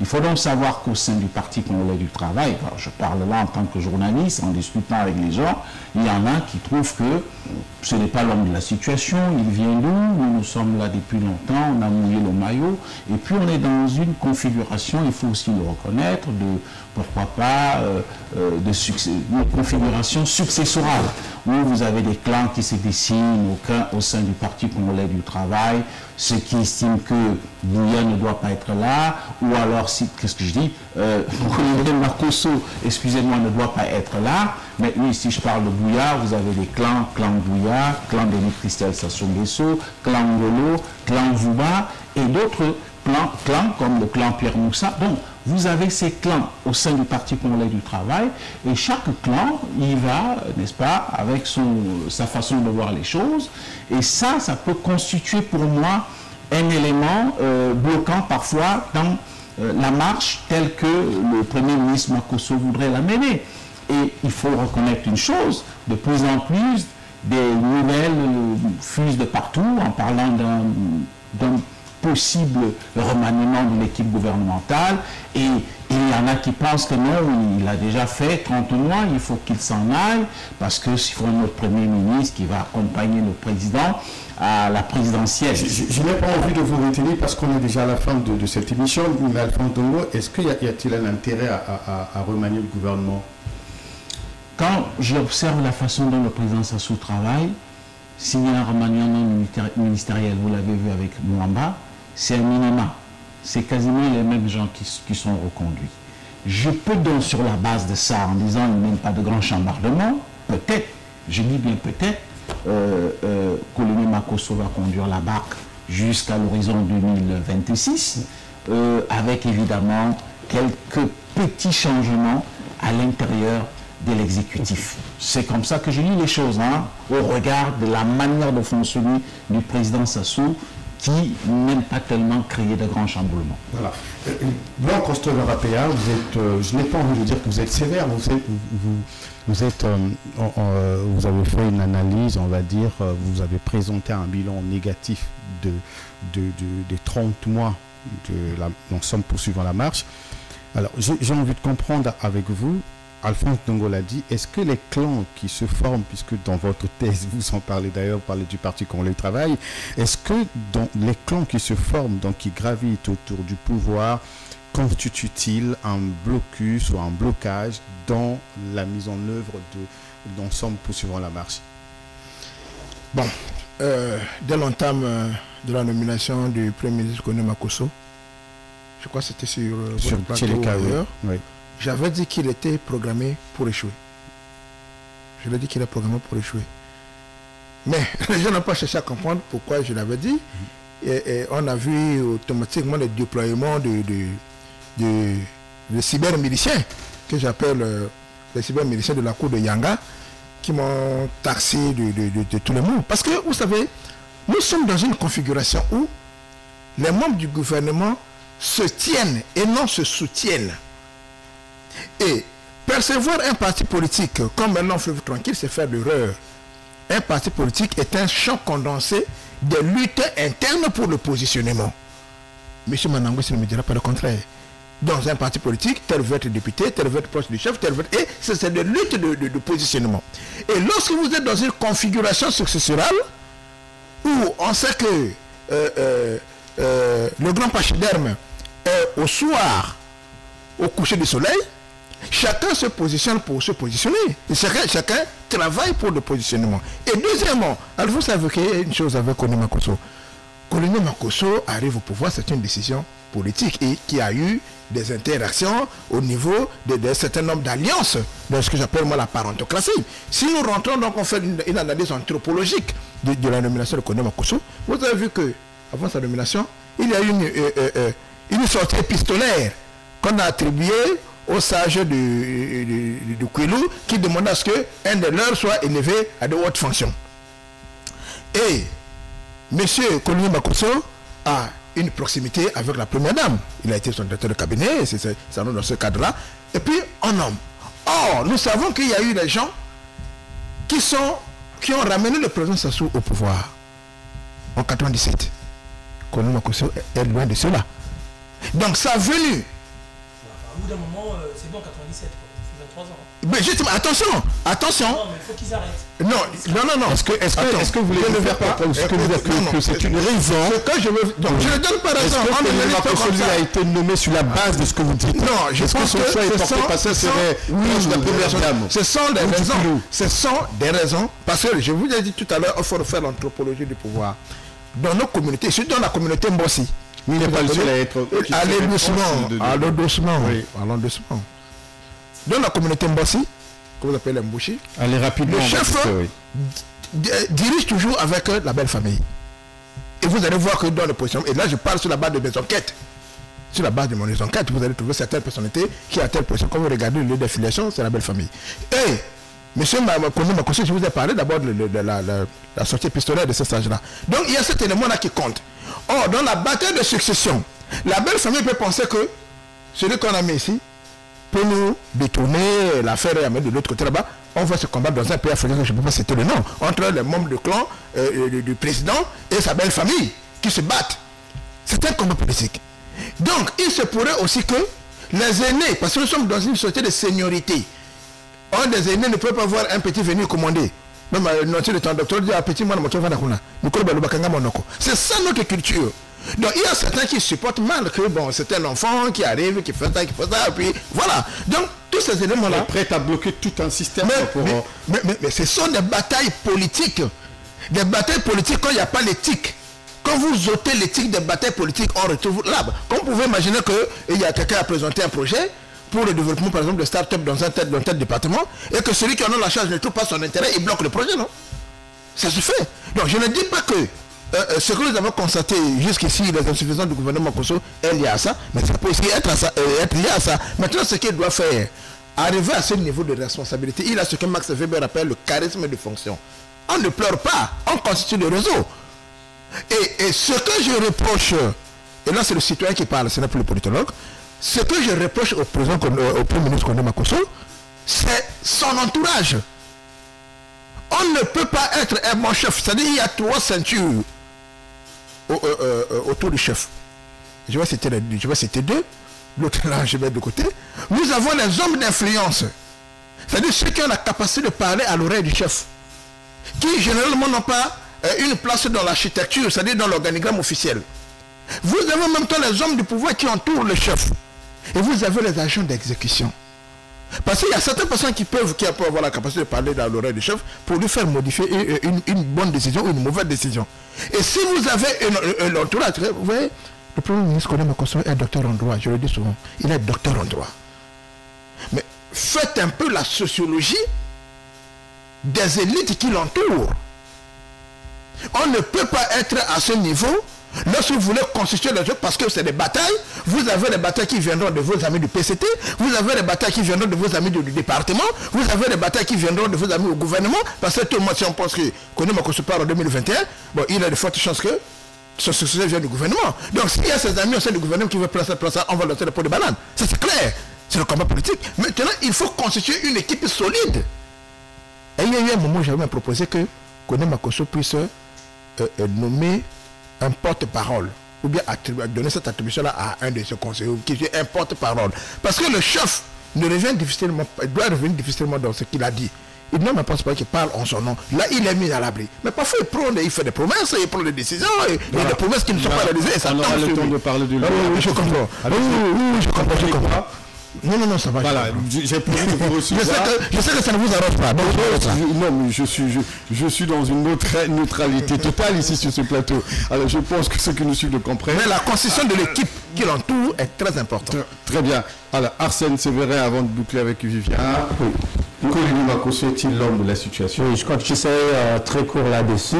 Je continue à croire que Kone Makosso, c'est l'homme de la situation pour des raisons que j'ai évoquées depuis le départ. Donc le contexte, un jeune qui arrive après les années 60, qui suscite plein d'espoir. Pourquoi je le dis? Je fais deux révélations. La première révélation, c'est qu'à la fin de l'élection présidentielle de mars 2021, je suis en vacances à Pointe-Noire après avoir suivi toute la campagne.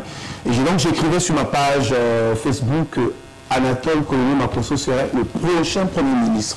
Je l'ai dit, je crois, une semaine avant. Je ne peux pas me le dire. Je sais pourquoi je... La première dame... Non, rien d'avoir avec la première dame, plutôt avec le président de la République, qui avait déjà fait confiance dans son équipe de campagne et qu'il commençait à gérer certaines affaires, qu'il était devenu son porte-parole et tout. Donc, je le disais, sur la base de ces faits. Deuxième chose, c'est aussi une autre révélation, mais là, c'est un livre.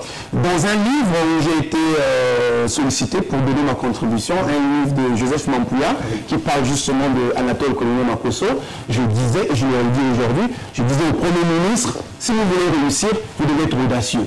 Parce que vous êtes dans un marigot de caïmans et tout, vous devez être audacieux. On devait voir du Kone Makosso différent des autres. Mais si vous faites comme les autres, vous allez échouer. Et c'est ce que je disais dans ce livre, il a été publié, endossé, et voilà. Donc je redis la même chose, donc plus succinctement, je continue à croire en lui, mais il doit sortir et être audacieux. Peut-être revenir un peu à ce que Constant disait. Il doit regarder autour de lui avec qui vraiment travailler, mais avec des gens audacieux. C'est pas pour casser la baraque, mais en tout cas pour aller plus loin. Viviane Malangou, président du parti Debout le Congo. Debout le Congo avec Kone Makosso, est-ce qu'il est l'homme de la situation? Enfin, pas avec Kone Makosso, puisque nous ne sommes pas de la majorité. Est-ce qu'il est l'homme de la situation? Alphonse Ndongo a dit que c'est pas qu'Alphonse qui le dit, c'est la Constitution qui le dit. Le président de la République désigne le Premier ministre. Il nomme le Premier ministre de façon discrétionnaire. À partir de là, le seul capable de dire que tel et un tel est l'homme de la situation, c'est le président de la République. Visiblement. On parle de la base des actions. Non, attendez. Non, mais enfin, ça, les actions, on va en parler. On va en parler. Mais vous savez, vous pouvez avoir un Premier ministre dont tout le monde trouve qu'il est mauvais, mais que son chef trouve qu'il est très bon, et il le garde jusqu'à la fin. On peut tous s'égosiller, il n'y a que Sassou, le président Sassou, qui a le pouvoir de nommer et de révoquer son Premier ministre. Parce que vous ne savez pas ce qu'il lui a assigné comme mission. Vous savez? Non, vous ne savez pas. Non, moi non plus. Et donc, vous ne savez pas s'il fait bien son travail au regard de son chef. On n'en sait rien. On n'en sait strictement rien. Nous sommes nombreux à dire qu'il faut virer Mwamba au bout d'un an. Le président l'a gardé 5 ans, sans doute qu'il considérait que ce qu'il avait demandé de faire, il le faisait très bien, contrairement à ce que pouvaient penser d'autres personnes. Donc ce sera toujours le président Sassou qui sera le maître de la situation sur le choix de l'homme qu'il considérera comme l'homme de la situation, comment on appelle, à la primature. Bon, mais pour revenir à l'homme, je suis assez d'accord avec ce qu'a dit Arsène Sévérin. Même si je l'ai rencontré, après qu'il soit devenu Premier ministre. Et je l'avais aussi dit un certain nombre de choses qui vont à peu près dans le sens que dit Arsène Sévérin. Et je me souviens qu'à l'époque sous Vox, j'avais dit qu'il pouvait réussir parce qu'il avait une qualité, que c'était un homme qui était ouvert, qu'il était capable d'aller au-delà des clans notamment des clans du pouvoir. Il pouvait aller au-delà. Et c'est un homme qui est en effet ouvert, qui peut parler avec des gens, qui ne pense à rien de ce qu'il fait politiquement, hein, j'entends, il parle avec moi par exemple, qui ne pense pas qu'il mène une bonne politique. Il a cette capacité-là. Et cette capacité d'ouverture est un atout lorsqu'on veut réussir à gouverner un pays. Donc, c'est quelque chose qui peut fonctionner. Mais il faut aussi reconnaître qu'aujourd'hui, ce qui fait défaut au Premier ministre, c'est un homme seul. C'est un homme tragiquement seul. Où est la majorité? Moi, vous savez, c'est étonnant. Je n'ai jamais vu un député de la majorité à la télé défendre le Premier ministre. C'est incroyable. C'est censé être le chef du gouvernement de la majorité. Je n'ai jamais vu un député de la majorité défendre le Premier ministre. Les ministres le citent souvent dans leur discours. Non, mais citer, ça ne veut rien dire ça, monsieur. Attendez, on a eu quand même. C'est pas rien ça, 33 bonhommes crevés. Vous avez vu un membre de la majorité venir essayer d'expliquer ce que fait le gouvernement. Et là, on se retrouve sur un plateau, ce sont les journalistes qui en parlent. Et donc, ça montre que le Premier ministre est seul. Et comment réussir devant les Congolais si on est un homme seul? Comment? Vous êtes obligé de venir vous-même, tous les matins, tous les 5-6 jours, venir expliquer votre action avec toute la difficulté d'une communication quotidienne pour un chef de gouvernement. Il est difficile d'espérer à ce moment-là des résultats extraordinaires. La bonne volonté, on le voit. Le management qu'il essaie d'impulser, ses ennemis sont dans son camp. Ses ennemis sont dans son camp. Ce qui l'empêche d'avancer sont dans son camp. Voilà, merci. Nous sommes arrivés à la fin de cette nouvelle émission. Vous avez compris par rapport au décor qui nous entoure que Tcheleka a lancé une nouvelle émission en politique, c'est le dictionnaire politique. Ici, nous allons recevoir les personnalités donc, de tous bords, les journalistes, les hommes politiques. Et donc, ce thème, le bilan de la marche, ensemble poursuivons la marche, a inauguré cette émission. Merci, vous nous suivez depuis le début de cette émission, même ceux qui viennent de nous joindre ou rejoindre sur Tcheleka Media, nous vous remercions. Partagez le contenu pour permettre aux autres d'être informés parce que la désinformation, sinon les rumeurs, aujourd'hui font des ravages, sinon détruisent la société. Il faut donc partager le contenu. Et je vous rappelle que cette émission est diffusée en direct au même moment sur Tcheleka Media et Écho du Vrai. Et j'ai envie de dire que nous avons co-animé et co-réalisé cette émission qui pourrait peut-être dans les jours à venir être présentée par Écho du Vrai, sinon ou encore un autre confrère. Merci de nous suivre, surtout de partager le contenu, d'aimer la page. Abonnez-vous massivement pour permettre à Tcheleka Écho du Vrai d'être encore beaucoup plus grand et surtout de s'étendre à travers l'Afrique. Merci à toute l'équipe technique qui nous a permis d'être avec vous ce soir. Nous allons vous retrouver donc désormais chaque semaine après Bloc-Notes qui est le journal principal de Vox, de Tcheleka Media, pardon. Je parle de Vox parce que Arsène Séverin est sur ce plateau. Il est parmi les invités. Alphonse Ndongo, Vivien Manango, président du parti Debout le Congo, aussi universitaire. Nous avons Blanc Constant Ibarapéa qui rentre fraîchement du Cameroun. Merci à vous, messieurs, d'avoir répondu à notre invitation. C'est vrai que nous n'avons pas abordé tout ce qu'il fallait aborder dans cette émission, mais nous aurons le temps de revenir à la prochaine occasion.